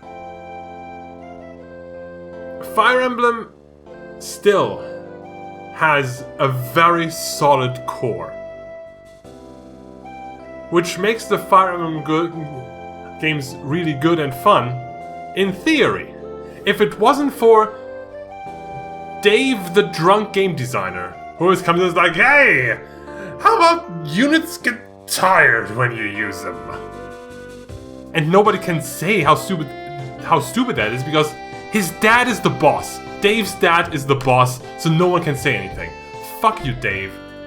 Always comes up with stupid ideas. And in this game, it's like extra bad. Like, for example, you're not supposed to abuse the arena in any of these games the way I do. How are you supposed to play this game without that? The game never gives you money. You can only kidnap so many people, can you? How many people are you supposed to kidnap to sell their weapons to have money to buy the good shit? You know, it's just, no. You can't. Besides, kidnapping people also goes into your weapons because you do less damage, right? So you have to attack more. Oh. Pause. Epilogue. Along with Lord Selov, the rightful heir to the Imperial throne, Leif led the war to liberate Jogdral. He became a sub-character. After seizing the capital of Belhala, Leif went on to fight numerous battles throughout the continent. He lost twice, apparently. When all was said and done, Leif's fame and renown ultimately surpassed even that of Holy King Seliph. Oh really, yeah, they say that just because it's his game, don't they? In the year 780 of the Granville calendar, North and South Thracia were unified into one country. Leif took the throne of this new kingdom of Thracia, and together with his queen, Nanna, and older sister, Altena, led his motherland into a new era of prosperity. Yeah, Nanna was canon in my playthrough, but still, don't dictate that! They were beloved by the people of North and South alike. Dedicating their lives to reunifying Thracia, Leif and Altena were hailed as the successors to Dane and Njörd. In the annals of Thracian history, the name of King Leif the Wise, King Leif the Ass, the Sage Lord will echo for eternity. Sage Lord. Sage implies magic. There's a light brand, that's it. Finn, the Lance of Legend, yeah right. After hearing word that Leif had safely taken the throne, Finn suddenly disappeared. A lot of Fire Emblem characters do this, bugger off. It was 3 years before he was seen again, reappearing just as suddenly as he had first vanished. No historical records exist of where he had gone, or what he had been doing during his long absence. Then why are you telling us this? You're the one who wrote this!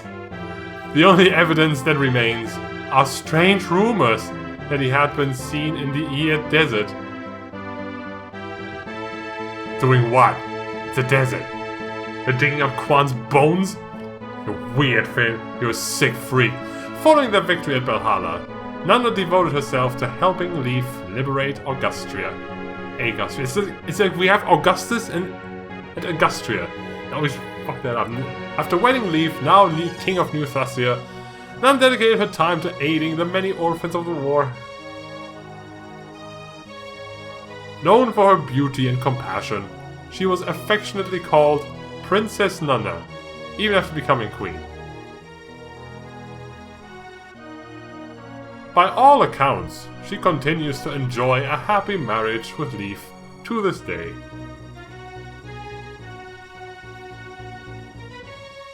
Because of course she does. Returning to Fianna for a time, Eivor temporarily led a quiet, peaceful life, but then she got amnesia for the 3rd time and just wandered off. Eventually her... What? What is that word? The compact she had made with a dragon. What are you talking about? And with its end, her memory... What? What? Did he sell her memories to a dragon? What the fuck are you talking about? Her later reunion with her children became the subject of a timeless song. Known to any bard who can play a lute. What the fuck are you talking about?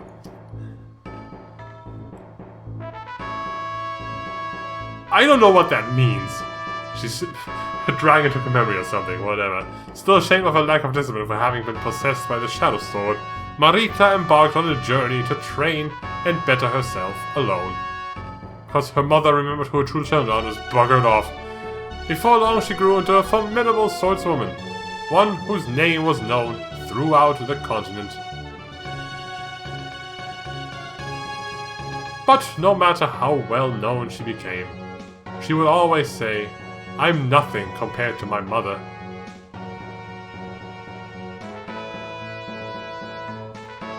I mean, she sold a memory to a dragon or something. Pretty neat. After Eivor departed Fianna, Halvan took up the role of village leader and commander of the Freeblades. Ozzy wanted the spot, but Halvan had advantage. He quickly demonstrated his talents for leadership, and Fianna developed and expanded under his wise rule. Nowadays, Fianna is the envy of every village on Thracia's east coast.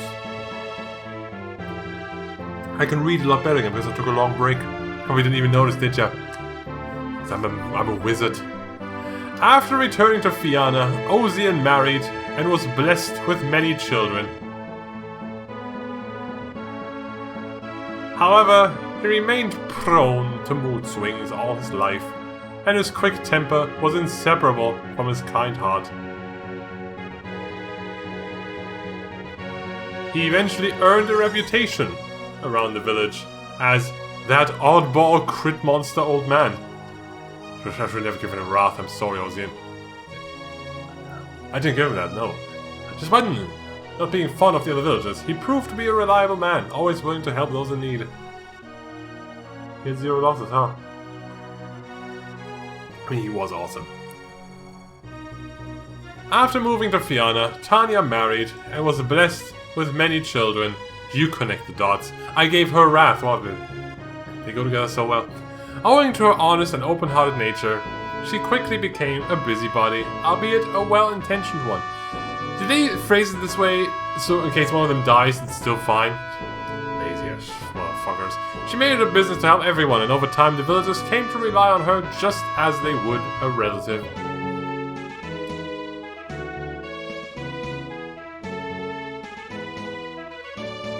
Dagda.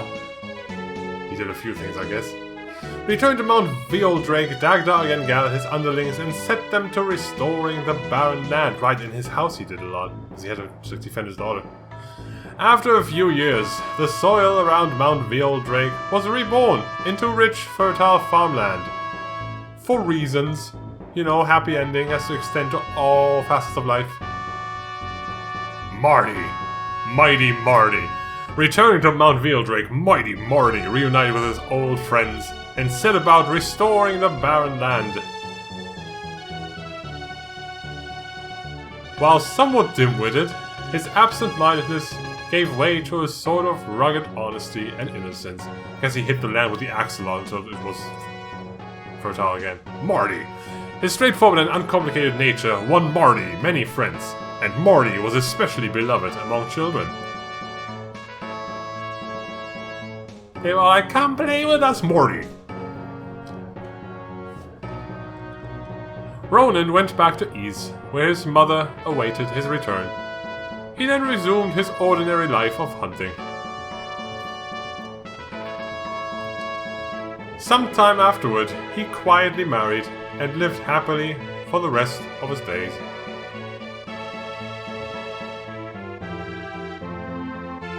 How interesting. Safi made her way back to Tara and devoted herself to healing the sick and helping the poor.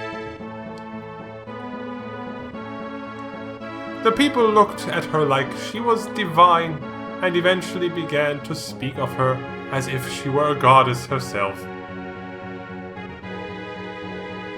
Because people are stupid.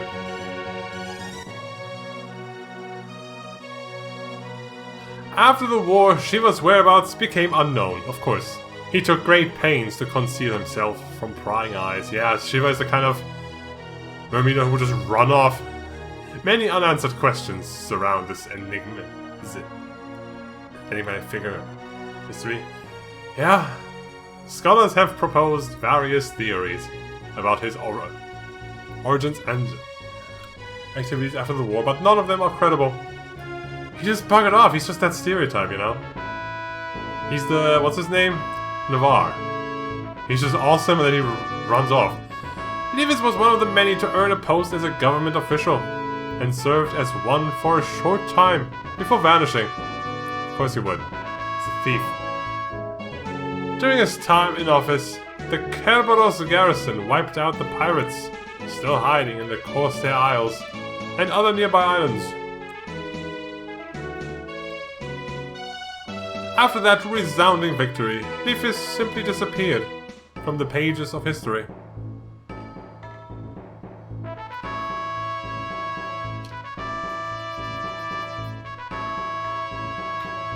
After the fighting was all over, Fergus vanished almost immediately. We couldn't think of something for him, so we just made him run off. Was he an illegitimate son of the legendary knight Beowulf? Yes, he can use a sword, that's all the proof we need. A long-lost prince of the Connaught royal family. Beowulf was royal? Rumors persist about this mysterious figure, but with Fergus gone, the truth has been lost forever. I thought Beowulf was just some mercenary, I think I'm holding. Who was Beowulf again?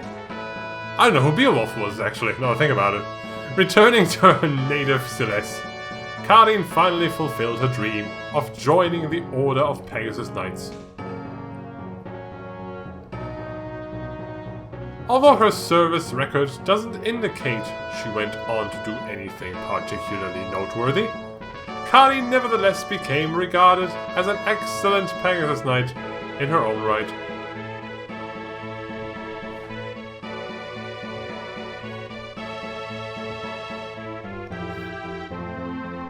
Upon returning to Celeste, Cid at last took the throne away from Corporal, who was stricken from the history books, as the people had longed for him to do. With his indomitable spirit and tireless work ethic, the war-torn Celeste slowly regained its former beauty.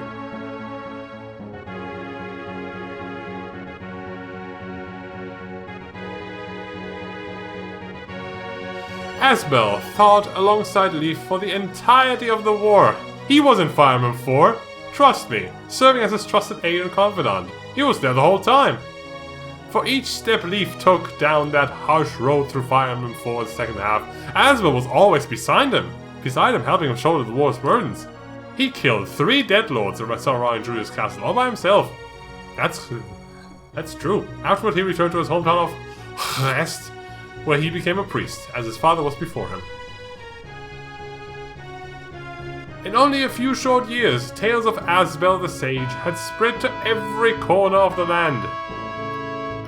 He single-handedly defeated Manfroy and saved Julia from his influence. Returning to Manchestershire, Brighton devoted himself to its reconstruction and also taught swordplay to all who wished to learn.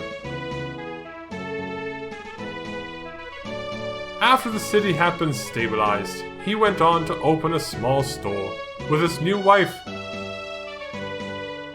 who we're not going to specify, because it doesn't matter, I guess.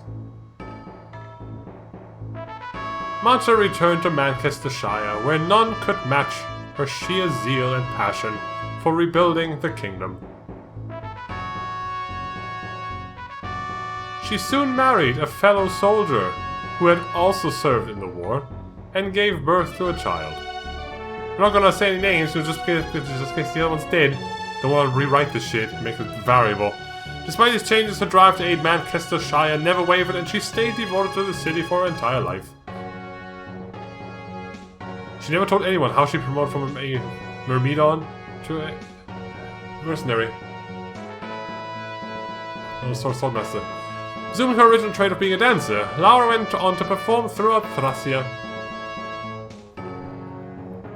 Her captivating dance, known to rejuvenate the audience's spirits and give them a second turn, soon became a symbol of Thracia's own revival.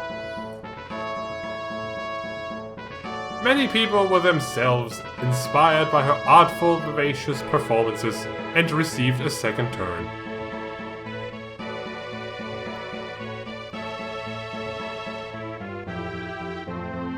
Determined to protect everyday folk from bandits, Dalsim relocated to Kerberos Gate, near where his siblings lived.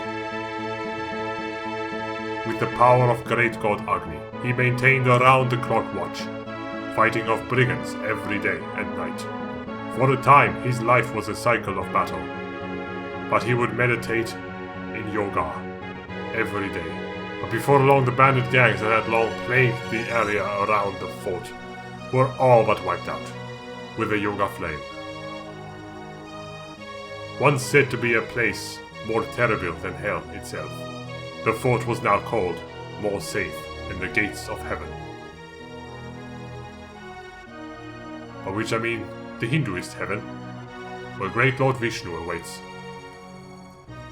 Declining a government post, Hicks instead returned home to his family, where he led a quiet life. But even when working, he always kept his trusty axe close at hand. He was a librarian, so it was very weird.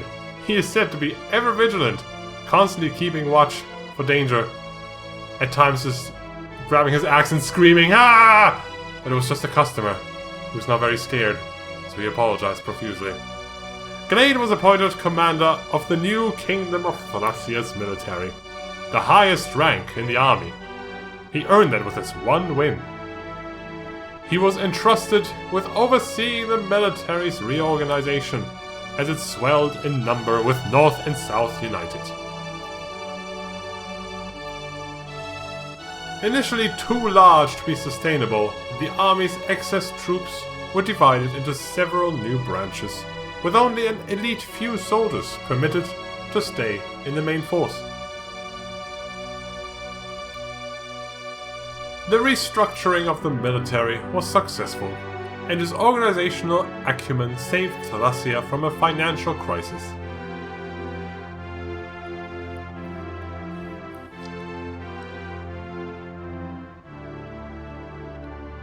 After the new Kingdom of Thracia's army had been stabilized, Selphina resigned from a post as an officer. Instead of becoming a mother, she opened her family's mansion to the many children who lost their parents in the war. The orphans she saved grew up to be great men and women, a new generation that guided Thracia into the future. Because of this, Selphina is not only remembered as a knight, but also as the mother of Thracia.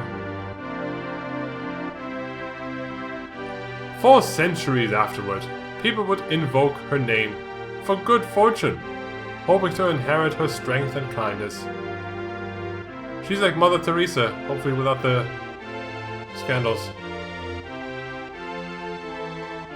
popping up later. Leaving the ways of the lands behind him, Cain became a civil servant.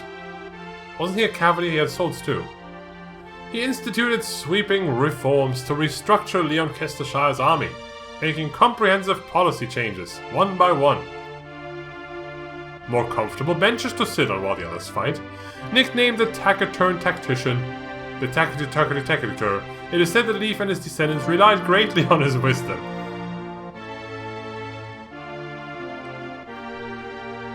I don't even know who Cain is.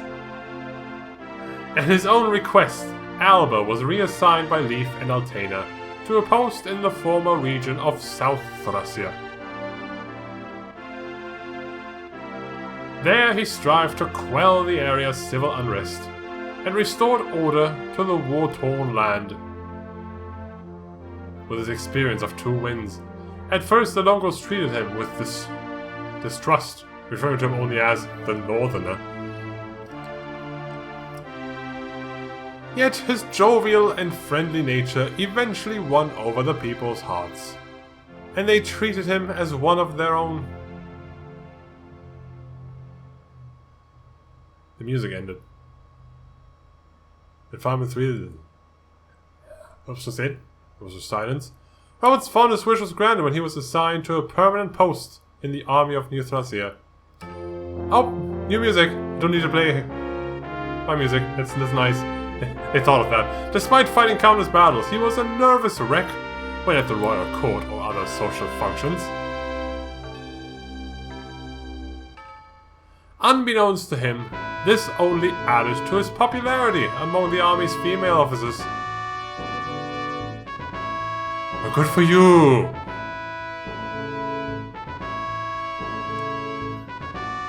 At Leif's own request, Callion transferred to a posting at Castle Meath, which reunited him with Hannibal. Right, he briefly appeared, didn't he? From then on, the two worked together to ease tensions between northern and southern Thracians. He is considered one of the most influential factors to the successful reunification of Thracia.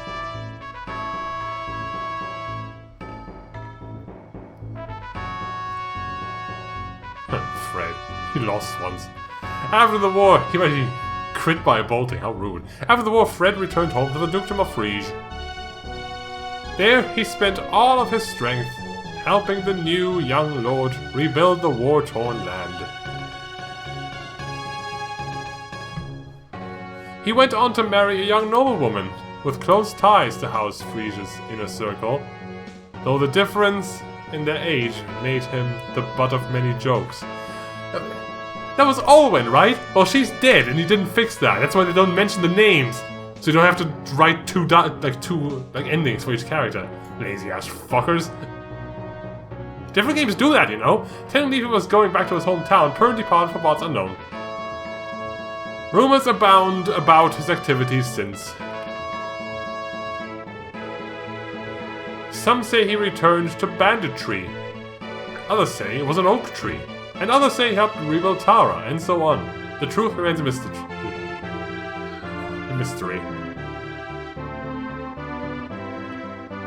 Trude. Immediately after the war's end, Trude slipped away in all the confusion. Nearby witnesses claim he vanished into thin air. He's trying to be like Shiva, you know, cool and like usable, but he's not. Little is known for certain, but several legends state that he returned to his old life as a sellsword.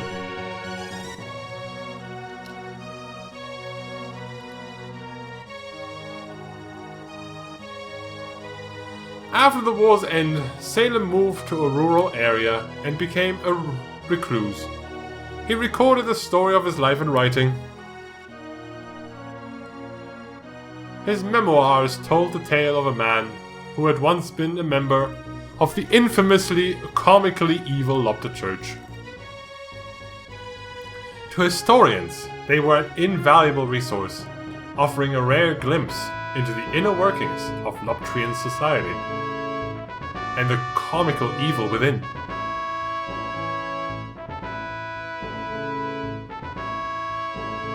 Even after everything she had been through, upon returning to Tara, Tina remained just as rash and impulsive as before. Did she ever settle down and become less wild? Disappointingly, the history books don't say. Do the history books really care about one child who was with us? Come on. Linwen returned to Tara and set about rebuilding the war-torn city. She guided Tara into an unprecedented era of prosperity, secretly using her wealth to support Leif's reign.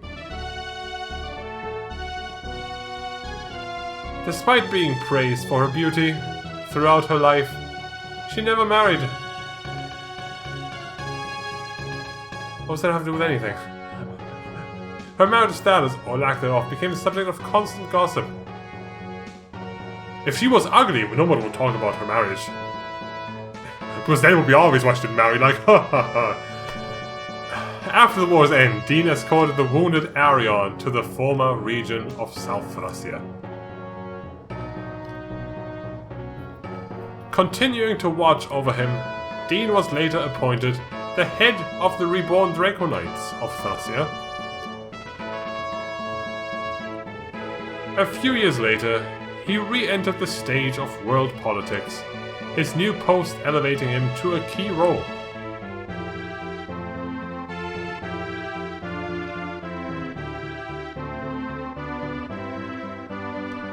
After the founding of the new kingdom of Thracia, Edda became a close friend and confidant to Altena.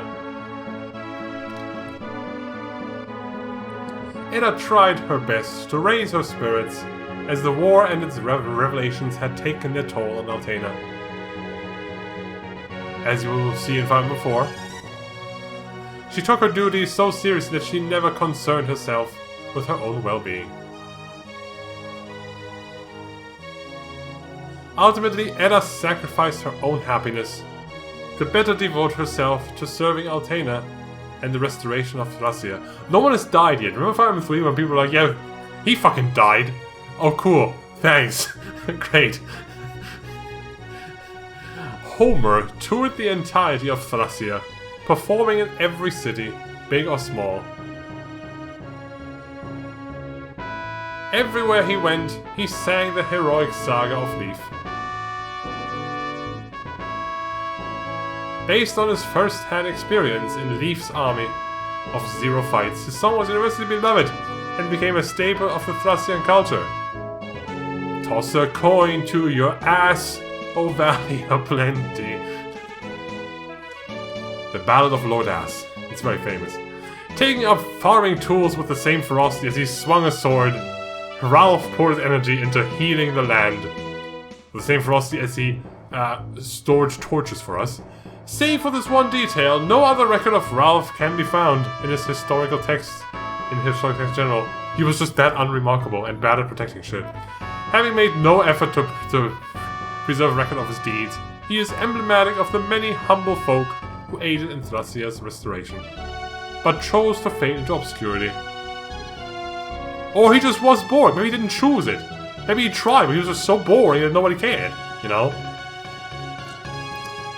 In the new kingdom of Thracia, Ilios at last achieved his dream, when he was granted a title of nobility at the cost of Olwen's life.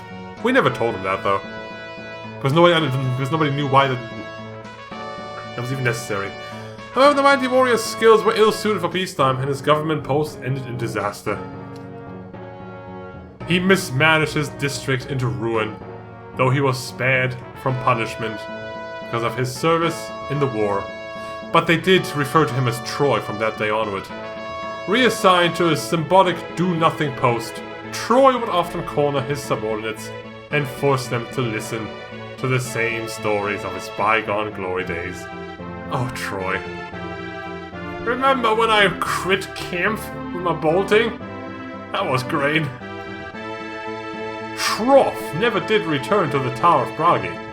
Instead, he wandered Chugdral, spreading the teachings of Edda. Not Edda, the wife of night, but Edda, the goddess, I guess. His missionary work was noticed by other Bragian priests, and his earnest efforts motivated them to follow suit. Due to the movement, the Church of Edda once more became the dominant religion of the land.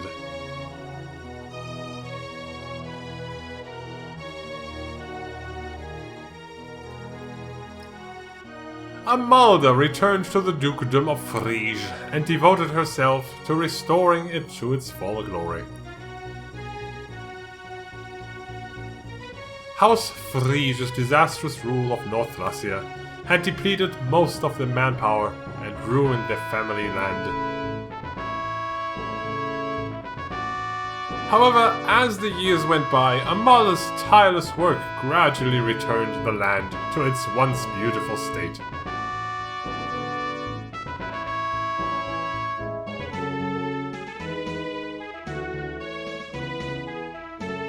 Misha returned to Celeste, where she was welcomed back by the Order of Pegasus Knights with open arms. In the subsequent war to liberate Celeste, she was honored many times for her valor in battle. I was looking at her mother again, and her mother was a Pegasus Knight who got soloed by Arden. Afterwards, she was named commander of the next generation of the Order of Pegasus Knights. To her superiors, she was a capable and fair commander, and to her subordinates, she was a kind and popular leader.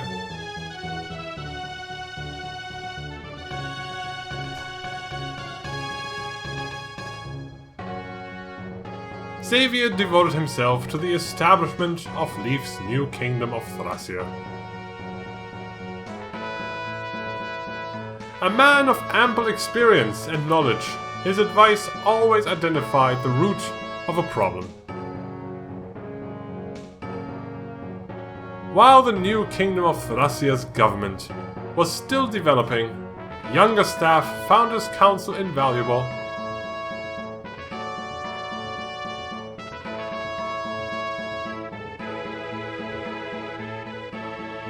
After the war's end, Delmut departed for Augustria with his cousin Prince Ares. It's his cousin? Their combined efforts led to an era of unprecedented growth for their motherland. Who was Delmut's mother? Lachesis. Right, then that is his cousin. Yes, that is correct. After the liberation of Manchestershire, Galzus simply vanished. There is no further mention of him, good or bad, in any reputable historical source. Some say he became the cover legendary of Pokemon Emerald, Perhaps he disappeared into the night, or perhaps his existence was deliberately covered up.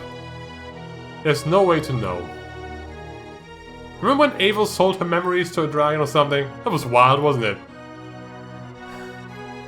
It was so long ago at this point, oh my god, this takes forever. Sarah quietly removed herself from the public eye after the war. According to several legends, she was placed under Leaf's protection and lived a humble yet spiritually rich life.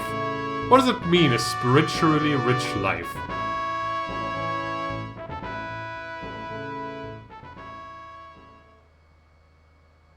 Finn. Okay, what was I talking about? What was it on before we were interrupted? I talked about the money. I need to grind. The beginning of the game was super harsh, wasn't it? When you had no like shops and money, you had to. We ran out of swords so goddamn fast. We had to like constantly we had to take like anything we could. That was horrible. Anything else? Right. The one thing though, this game being a midquel, that really hurts the story. Like, none of the major villains really meant anything, did they? Because we know that there's much more important dudes higher up, and that we would never get to fight them. Because that's not how it works. We can't fight them. So that's where this game suffers. Like, the payoff wasn't really there. Let's end this. It's gonna be like some kind of. Can watch the prologue again, can't we?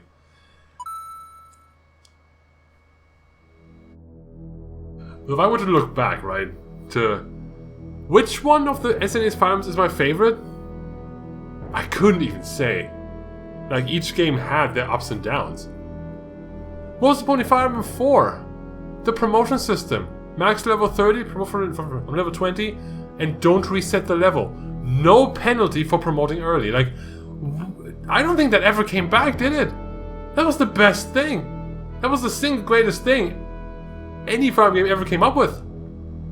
Just promote early, it's fine. No penalty. It's great. Though I would honestly say that Fire Emblem didn't get truly good until the Game Boy Advance, when they were like, yeah, you can use horse insides because dismounting is stupid. Yeah, you still have to use promotion items, but you get them at a reasonable time. So you can actually promote and use promoted units for a time. Because that's fun to use, you know? Like, they cut out a lot of the stupid. Well, they brought other stupid things back then, too. But let's not talk about that. and this really, like, sums up my history of Fire Emblem, doesn't it? Like, the core is awesome, but there's always something stupid that ruins it for me. I want to love Fire, but I just can't. They won't allow it. We've been here for way too long. I'm just gonna stop talking. Next time on Fire Emblem game. No, not next time on Fire Emblem. It's done. It's over. Next time on SNES Library. Not Fire Emblem. Something else. You know, I sometimes jokingly say at the end of a big vlog, I don't even remember what it's like to play something else. This time it's not a joke. Like, the very thought of recording something that's not Fire Emblem confuses me. Like, a game that I don't even know what it is? That could be bad or unplayable, so it's only one episode and then we move on? It's been like 7 months since I've done that. This is so weird. Can I go back? I don't know. I don't know. So what's this prologue? We've never seen that before, have we? Sort of Yep, these actors are on point. I can confirm this is realistic. Yeah, that too. I swear this game fudges the numbers. Like, we've had multiple moments that were just ass, weren't they? That were just ass. And the Fog of War becomes much better in later games too. Like, holy crap, this is horrible.